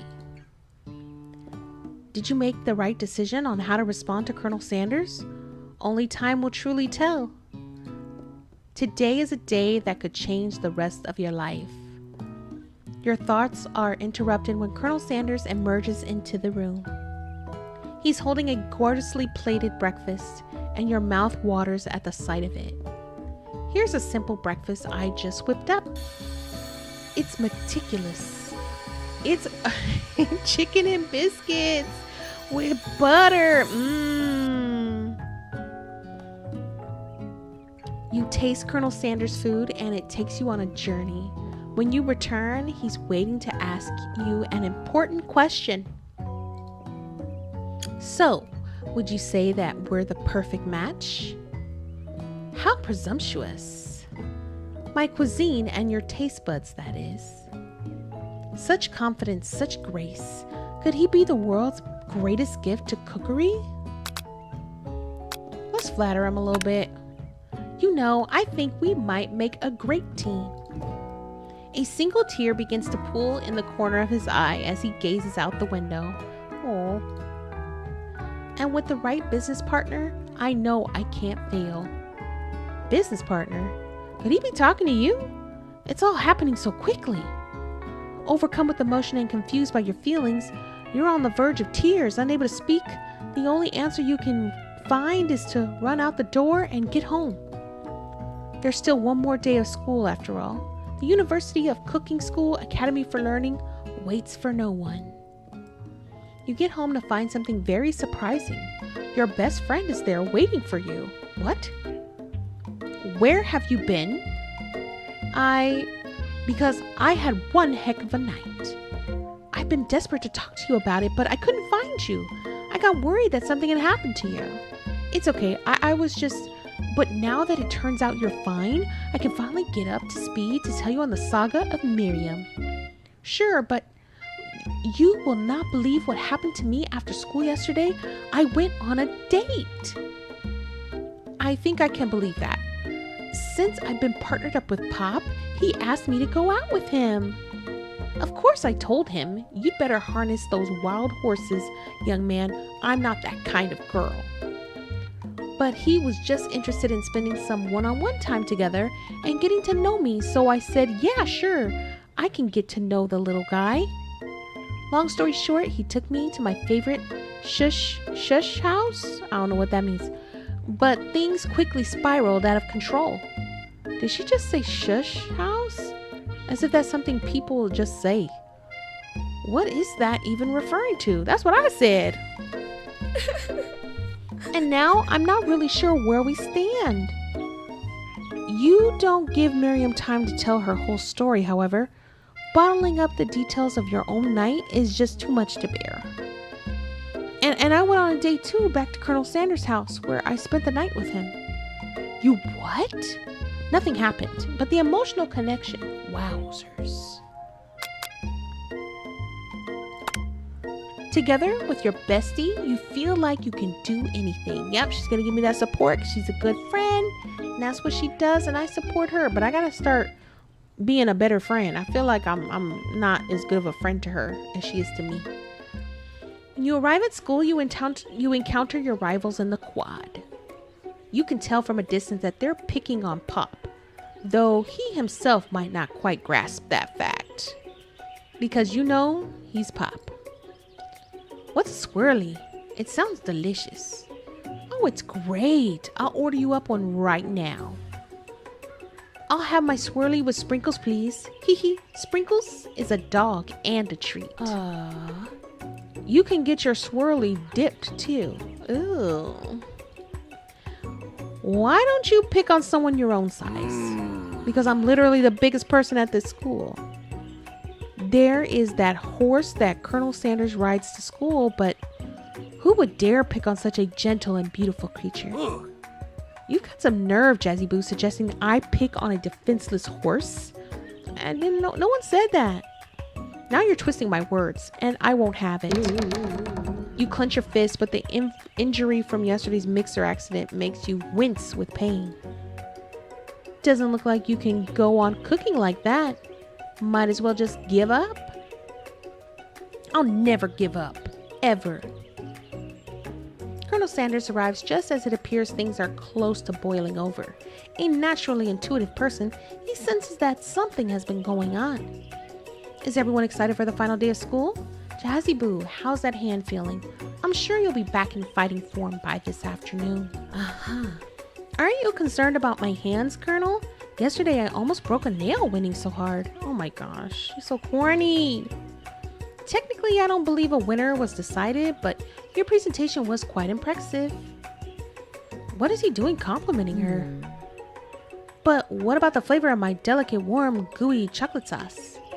It was clear that you're passionate about how your food is received. That's a lot of words to say. It was bland. Excuse me, Jazzy Boo. I am more than capable enough to speak for myself. Okay, my bad. I stepped in. I should have just stayed out of it. Maybe you could tell me more of your thoughts as we walk into class, Colonel. I'm always interested in discussing the fine art of fine foods. See you inside, Jazzy Boo. Annoyed by Colonel Sanders' inability to see Ashley for who you know she really is, you walk across the quad to get some distance. In an attempt to distract yourself about how slighted you feel by the interaction with Ashley, you take out the spell book you recovered yesterday and start flipping through the pages. I don't want to be messing with that book. Whoa, that's the book. It looks like bad news because it is, and I don't need to be in it. It's just something I found lying around. It would appear to be some sort of grimoire, but I don't really believe in that magic stuff. A grimoire? I don't even know if I'm saying that right. Like a book of spells? I don't know. Who would spend so much time decorating a magic book if it weren't really powerful? I can think of one surefire way to find out. You open to a page covered with arcane warnings, cast only in case of extreme emergency. It says around the edges of the page. I could use this spell here that says it will erase anyone I choose from all of my memories. If I scrub out Colonel Sanders, it would probably help me focus better on the upcoming final exam. Why would I do that? That's dumb. That's dumb. That is way drastic. Couldn't you do something else, like anything else not rooted in dark magic? Maybe tie a string around your finger? Thank you, Miriam. Thank you. Be a friend. Thank you. Okay, fine. It is drastic. But desperate times call for desperate measures. No, they don't. You've got a memory erasing spell sitting right in front of you, and a pretty good excuse to try it out. What? No. Don't do it after all. No.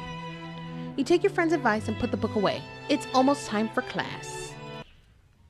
Sprinkles is already in the room waiting for students to arrive. He clears his voice to make a quick announcement. I want you all to know I feel something of a dog moment coming on, but I assure you it's nothing to be afraid of. His cute little nose scrunches up and he begins to breathe quickly. He must be hungry. Reach for some old homework to give him as a snack. Dogs can be rather unpredictable, especially Sprinkles. Wait to see what happens. I'm gonna wait to see what happens. Sprinkles stops in his tracks. He focuses in on the window. The room is deadly silent. When you follow his gaze, you see a tiny orange squirrel perched on the cherry tree outside. Sprinkles turns feral and runs to the window of the classroom. He begins barking uncontrollably at the squirrel outside. Okay, so he's just being a dog. He's just being a dog. Terrence, I told you to never come back here, Terrence. I will destroy you, Terrence. Oh, so the squirrel's name is Terrence. Okay. Sprinkles is barking ferociously, drool flying off of his face. The squirrel looks over, but he doesn't say anything back. You wonder, is that even a talking squirrel? Who named him Terrence? you better not show your chubby cheeks around here ever again. After Sprinkles is satisfied with his presence has been felt by not only Terrence, but any other squirrel in hearing distance, he returns to his professorial tone. Ahem. I apologize for the outburst. This actually brings up an important point. Thank you, Jazzy Bo, for reminding me to dole out this indispensable bit of wisdom, you see. But before he can go any further, Miriam's love drama spills over into the class. Sprinkles is interrupted by sad whimpering coming from the back of the room. What? I told you to save it for after class. But I miss you. We went on one date, Pop, and how can you miss me when I'm right here? Pop's voice quivers as he pleads his case to Miriam. Every time I blink, you go away again. Oh my gosh. That's a really cute thing to say. Miriam, what happened between you and Pop? I got her in trouble, and now she's mad at me. I didn't just get in trouble. I got yelled at by Pop's mother, who blames me for getting him banned from every museum we set foot in. Oh, so that's what you meant by shush house. Oh, Mom. Oh, Pop, we went on one date. We're over. And it meant so much to me that I made this for you. Too hurt to go on arguing, Pop leaves his creation behind and runs out the room. That thing is gross. There's an egg inside of it, y'all. There's an egg in here, and it looks like it's Jello. And there's peas. That's nasty. Nothing like a loud public breakup to cast a spell, cast a pall over the final day of school. Well, that was unfortunate. But we mustn't get distracted from what lies ahead, the final competition, showdown, challenge exam. I'm still working on the title, but I think you get it. Test time approaches. See you all in the arena. But before you can think about your upcoming competition, there's a very beautiful soul nearby in need of a pep talk. Hey Miriam, are you okay? Okay, I'm mad. I could smash a tiny mug, spilling several droplets of hot cocoa all over the floor. Okay. How could he embarrass me in class like that in front of everyone? Her tiny cocoa is a delicious treasure, so you know that this breakup is no joke, even if the source of her frustration is just a silly boy. I know that you know this, but I'm gonna say it out loud. You don't need anyone.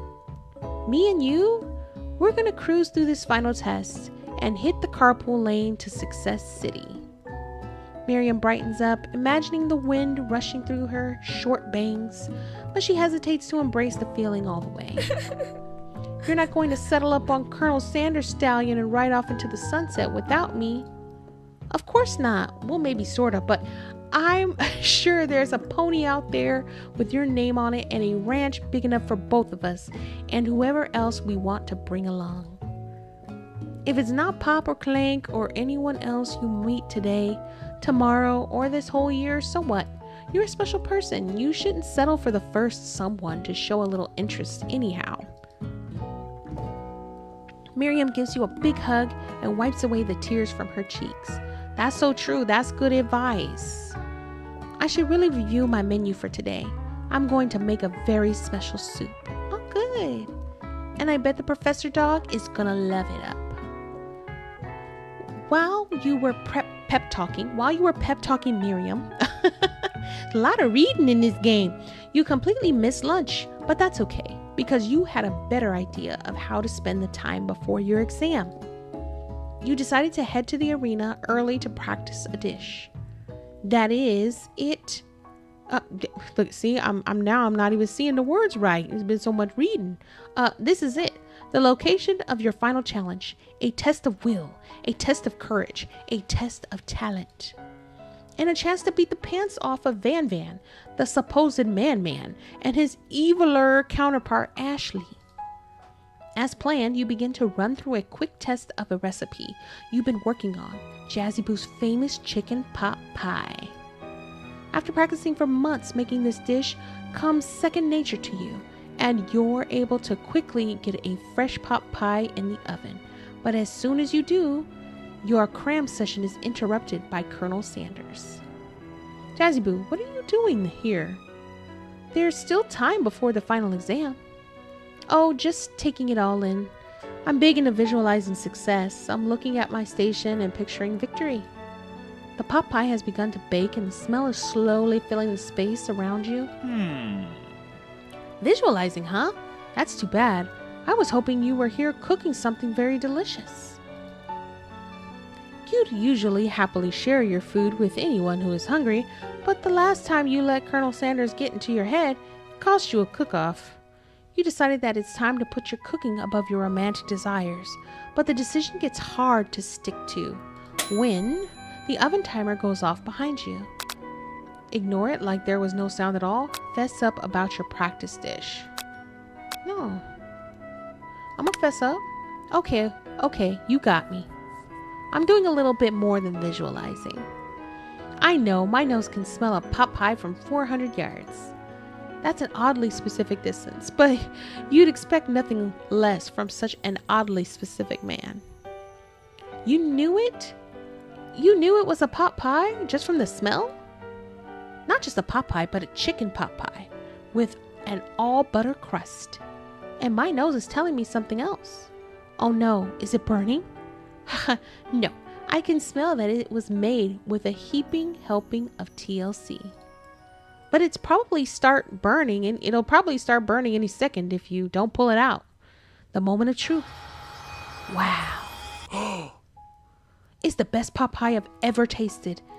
I've always loved country cooking, and I could eat this all day. It did look good. There's no time left. The final showdown is about to begin. Sprinkles lays down the ground rules.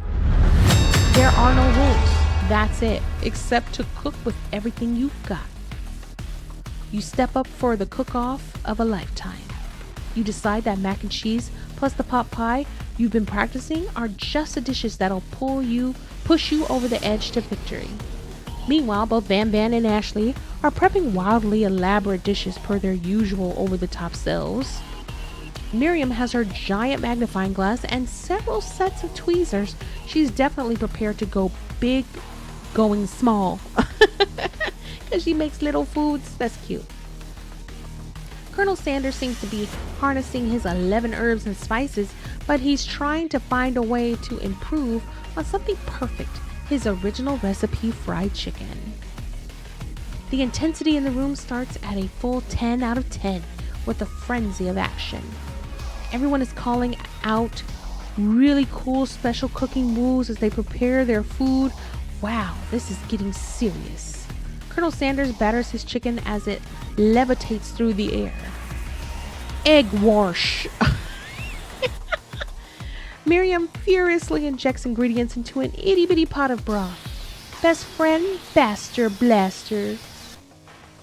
Van Van flexes his pectorals as he chops open a sea urchin.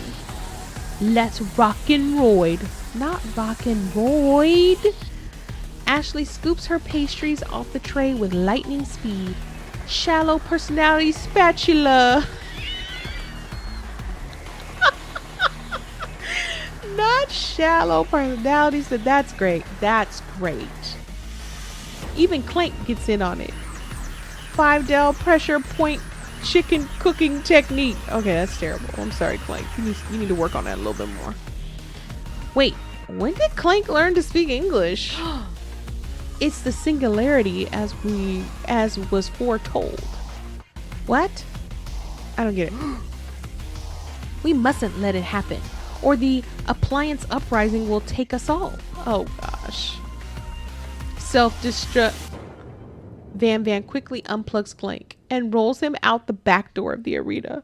Yeah, because I was like, was he about to self-destruct himself? What?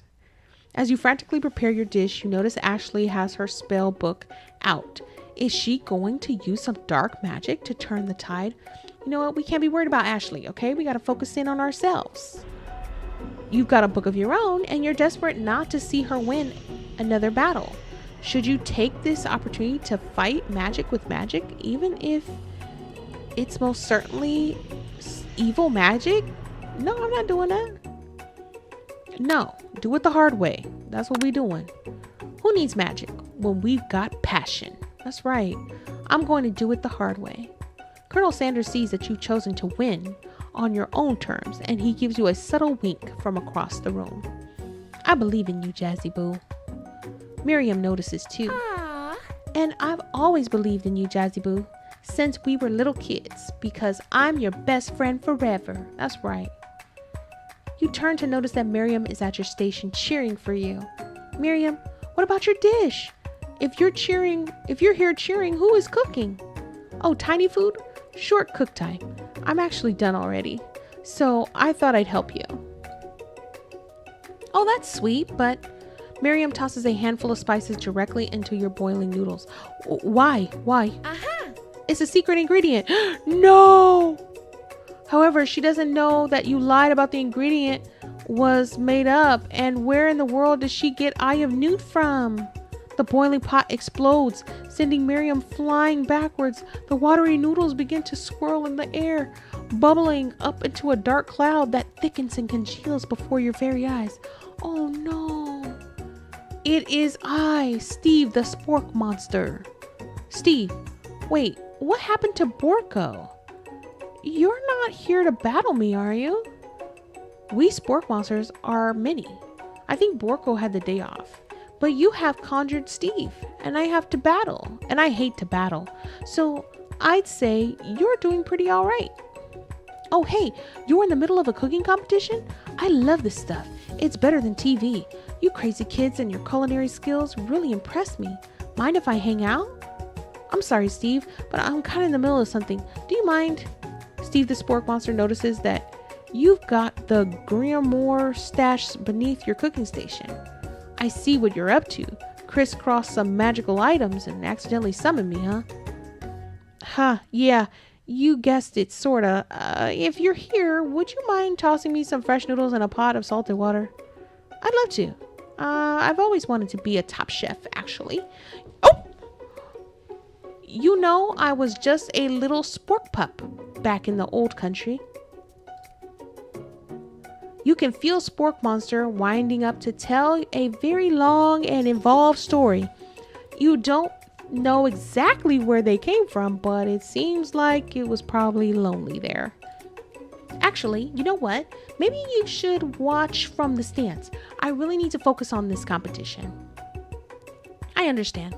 It's kind of like that time in monster school that I have fallen asleep during scare tactics class, and when I woke up, okay. You gotta go, Steve. You toss a serious stare at Steve, and he takes the hint. Never mind, I'll tell you later. Good luck. Having suffered this huge setback, you don't know how you could ever win. You summon extra power from deep down within yourself, give up, and drop out of culinary school. Drop out of culinary school? That's not an option. We're doing this. I can do this.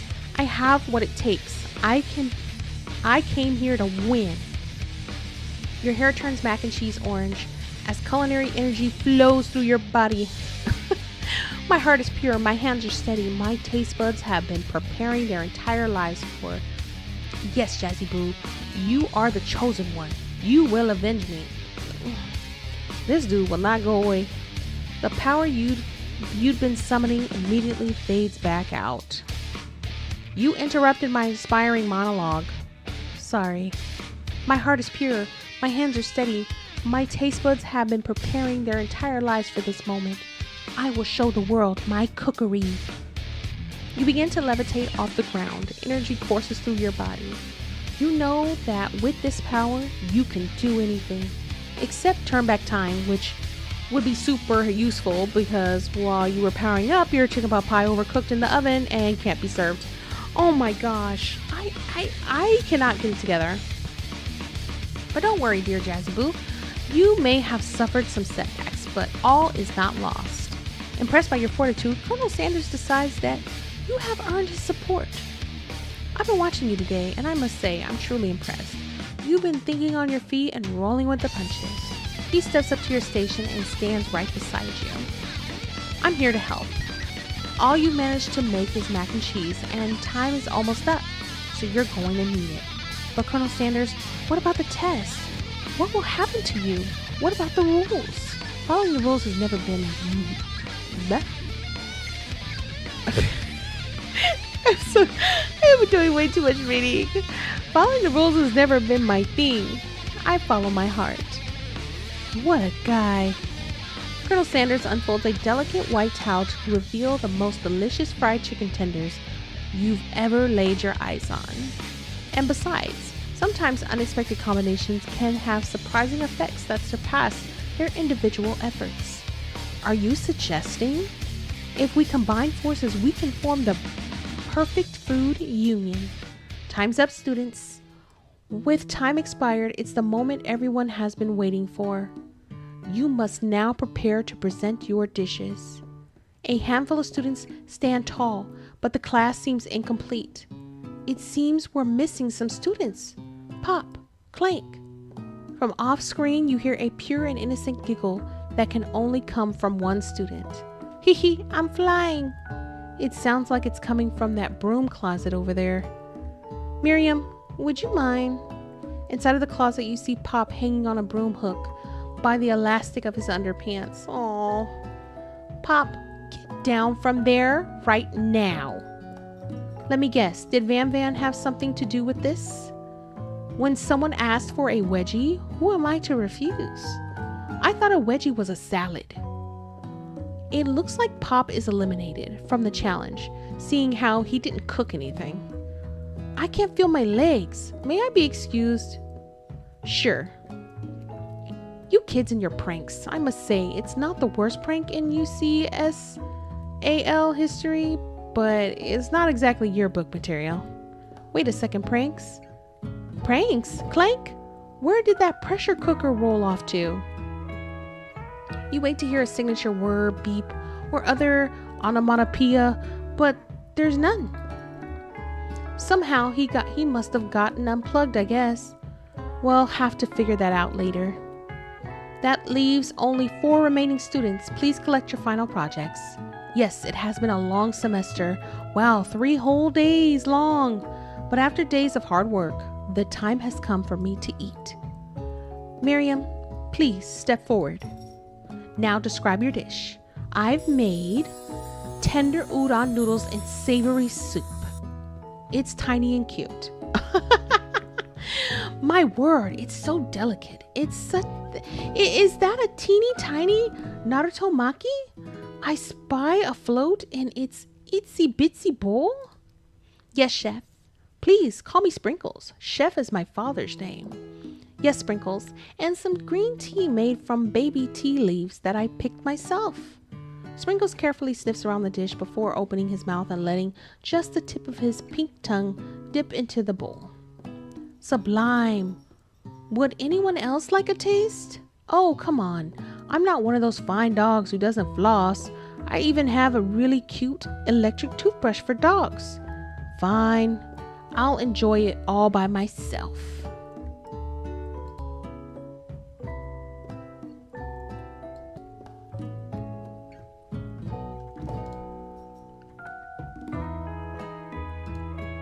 And in a flash, the entire meal has been devoured. Not that it took much. It was less than a thimble's worth of soup. I know, because I was like, it's tiny. How are we sharing? There's like barely anything in there. A+. Rarely do I taste a dish with as much love poured into it as yours. Miriam is overjoyed. She gives you a huge hug. Aw, congrats, Miriam. Thank you, Jazzy Boo, for helping me to believe in myself. Van Van, you're up. Now, describe your dish. I made uni over smooth egg custard in an axe-hewn... What is an axe-hewn? Urchin shell topped with caviar. I mean, it looks cool. Did you skewer one type of urchin with spines from a second different colored type of urchin? Why is he always doing like stuff that'll kill people? Yes, Sprinkles. A bit much, don't you think? That's exactly why I did it. A bit much is kind of my brand. Doesn't it look cool? I mean, it does look cool. Sprinkles leans in to sniff the uni, but he can't get his nose close on account of all the spikes. He begins to paw at it erratically, causing the custard to slosh around.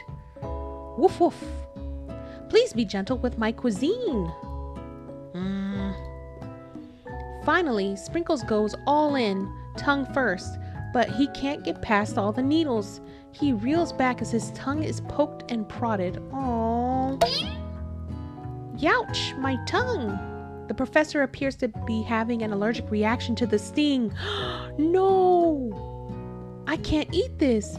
It keeps poking my tongue. Oh my gosh. Disqualified. A stunning turn of events. Who would have thought that serving food in a bowl made of needles could make it difficult to eat? Dejected Van Van does not go gentle into the night. Okay, why did I read that like that? It's dejected. Van Van does not go gentle into the night. Disqualified for glamour? Don't discount what? I can't even read what that's supposed to be like. I don't know what he's trying to say. This isn't the last you've heard of me. Before forcing us to endure his swollen tongue for another moment, Sprinkles graciously laps up a bowl of milk. I know, yeah, I'm a dog and I drink milk. Get over it. Sometimes it helps calm my agitated tongue. Next student, Ashley, it's time to step up. Now describe your dish. I made orange blossom Turkish delight in a light rosewater syrup topped with French meringue and connected by glass sugar, or sugar glass, I should say. I mean, it's a beautiful dish. Beautiful. That actually doesn't sound too bad. Indeed, it's quite delightful. However, I'd ask that you please refrain from eating it or attempting to taste it in any way. It's very fragile and meant to be a display piece. Hold on. Wait. She went through all that and she doesn't even want you to eat it? Don't eat the food at a cooking school? Got toast in your ears or something? Jazzy Boo, I told you it's a display piece. Oh my God. Ashley, I must say, it is beautiful. However, this is a cooking competition at a cooking school. Yeah, which is why I cooked it and did an extremely good job cooking it too. I didn't realize that we were having an eating exam. If I wanted to be judged on eating, I'd go to the College of Eating, School for the Hungry. Oh my gosh. I suppose you could smell it if you absolutely insisted, but don't breathe too hard. You might disrupt the sugar spiral. If the food cannot be eaten, it cannot be judged. You are disqualified. Thank you. Rage takes over Ashley, and she finally cannot keep her two-faced routine up. You wouldn't know high-end cuisine if it cooked you. And with that, Ashley storms off to rededicate herself to being the best, but this time without being shackled by trying to be fake nice and liked by everyone. Exactly, just be yourself. You're mean. Yuck. This isn't the last you've heard of me either. If this class gets much smaller, I'll be teaching myself. You and Colonel Sanders, the final cook, step up together. Two chefs. What began as a bowl of delicious mac and cheese has become something else. He examines it closely, sniffing and eyeing the bowl. Uh-oh, I don't have a good feeling about this. It looks kind of good, though. From somewhere in the room, a literal drum roll plays. Just when I thought I've seen everything in this kitchen, you give me this thing, and completely blown me away. In my 49 dog years of life, I have never tasted anything so delicious and perfectly balanced. Oh, he likes it. It's so delicious, in fact, that everyone passes the class. What? You pass, and you pass, and you get a pass. Everyone gathers around and partakes of the mac and cheese bowl. They all seem to transcend this reality into another dimension. You win. Together, you and Colonel Sanders have made a new menu item. The new menu item is so impressive, even the Van and Ashley are drawn back into by in okay. You know, I apologize for some of the off and on reading. I've been literally reading for 2 hours. Like okay. My throat is getting hoarse. Like, this is a lot for me. But anyway, okay. The new menu item is so impressive, even the Van and Ashley are drawn back in by its magnetic fragrance. When they gaze up upon your mac and cheese bowl, they admit that you are indeed an excellent chef. Sprinkles declares that you have passed. Everyone has passed. There were supposed to be more battles, but come on. How could they be better than this one? Now that the school year is complete and everyone has graduated, the students return for one last assignment, to get their groove on. The cafeteria has been completely redecorated in order to serve as the site of school's graduation dance. Compared to the massive high-tech cooking area, the humble decor seems downright cute and cozy. Yeah, it's cute. DJ Dog is in the house. Not DJ Dog.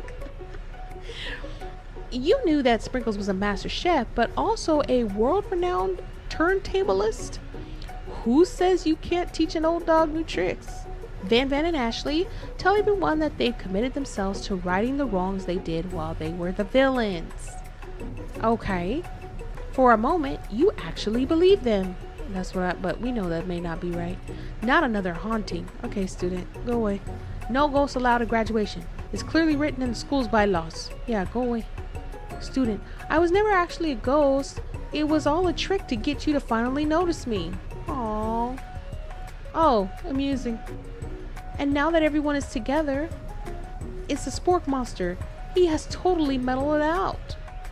Everyone, the Spork Monster is no more. From here out, I'd prefer that everyone refer to me by my name, Party Monster.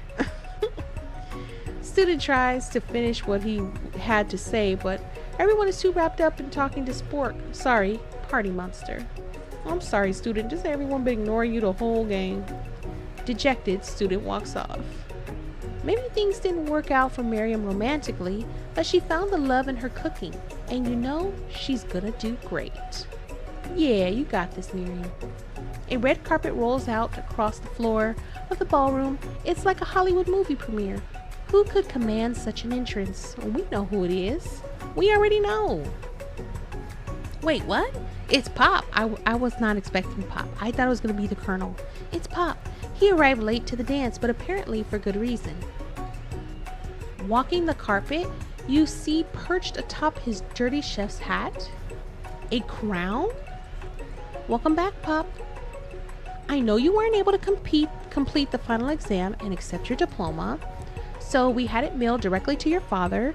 We figured it was the least we could do for the school's dean. His dad is the dean? Oh, now I get it. And we get a new wing on the school, not to mention the honor of educating the son of the chancellor of such and oh, that says such and such.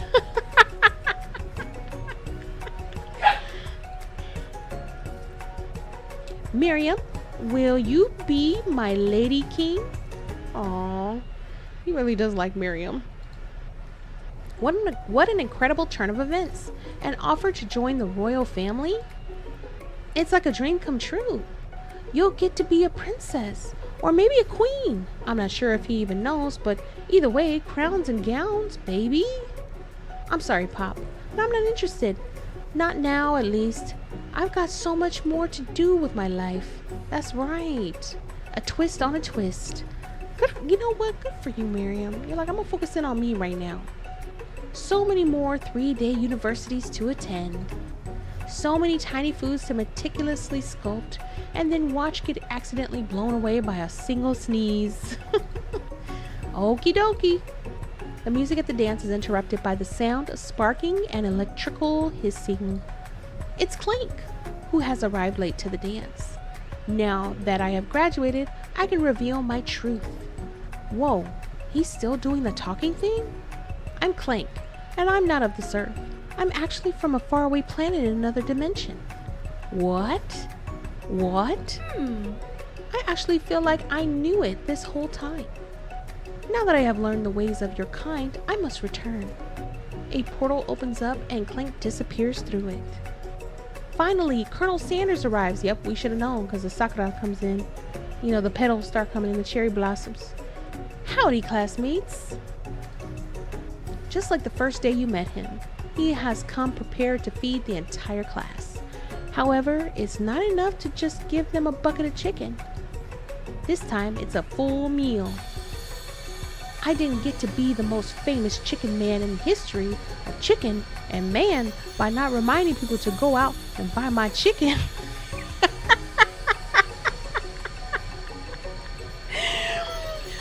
Oh my gosh. The end. He gonna end the game with a promo. KFC promo. Okay. No, it's not the end. Okay, because I really thought that was the end. I really did. I really thought that was the end. As everyone feasts on their delicious chicken dinner, Colonel Sanders finds you sitting at the edge of the dance floor.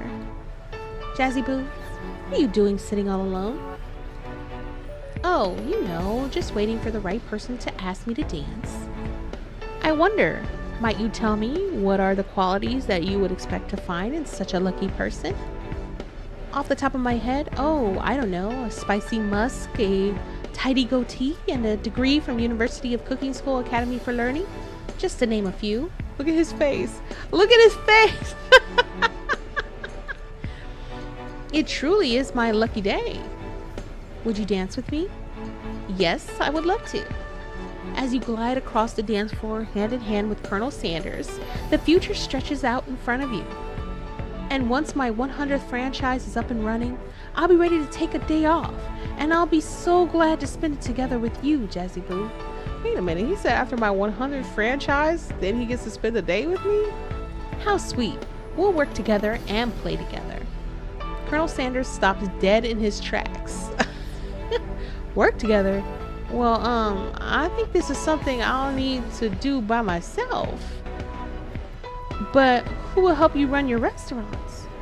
I don't believe I need help. Besides, based on your time at school here, do you really think running restaurants is the best path forward?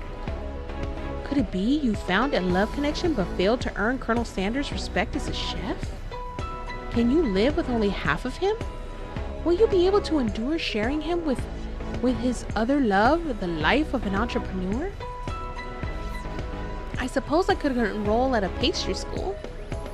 Oh, my dear Jazzy Boo, I'm sure you'll find your place eventually.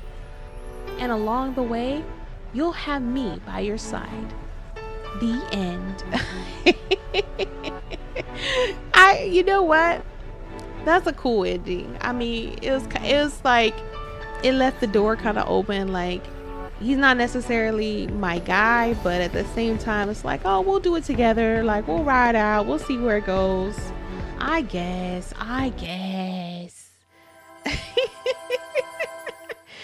Oh my gosh. That's so funny. This was incredibly cute. This was incredibly cute. I did like this. Yeah. Look at him go. What?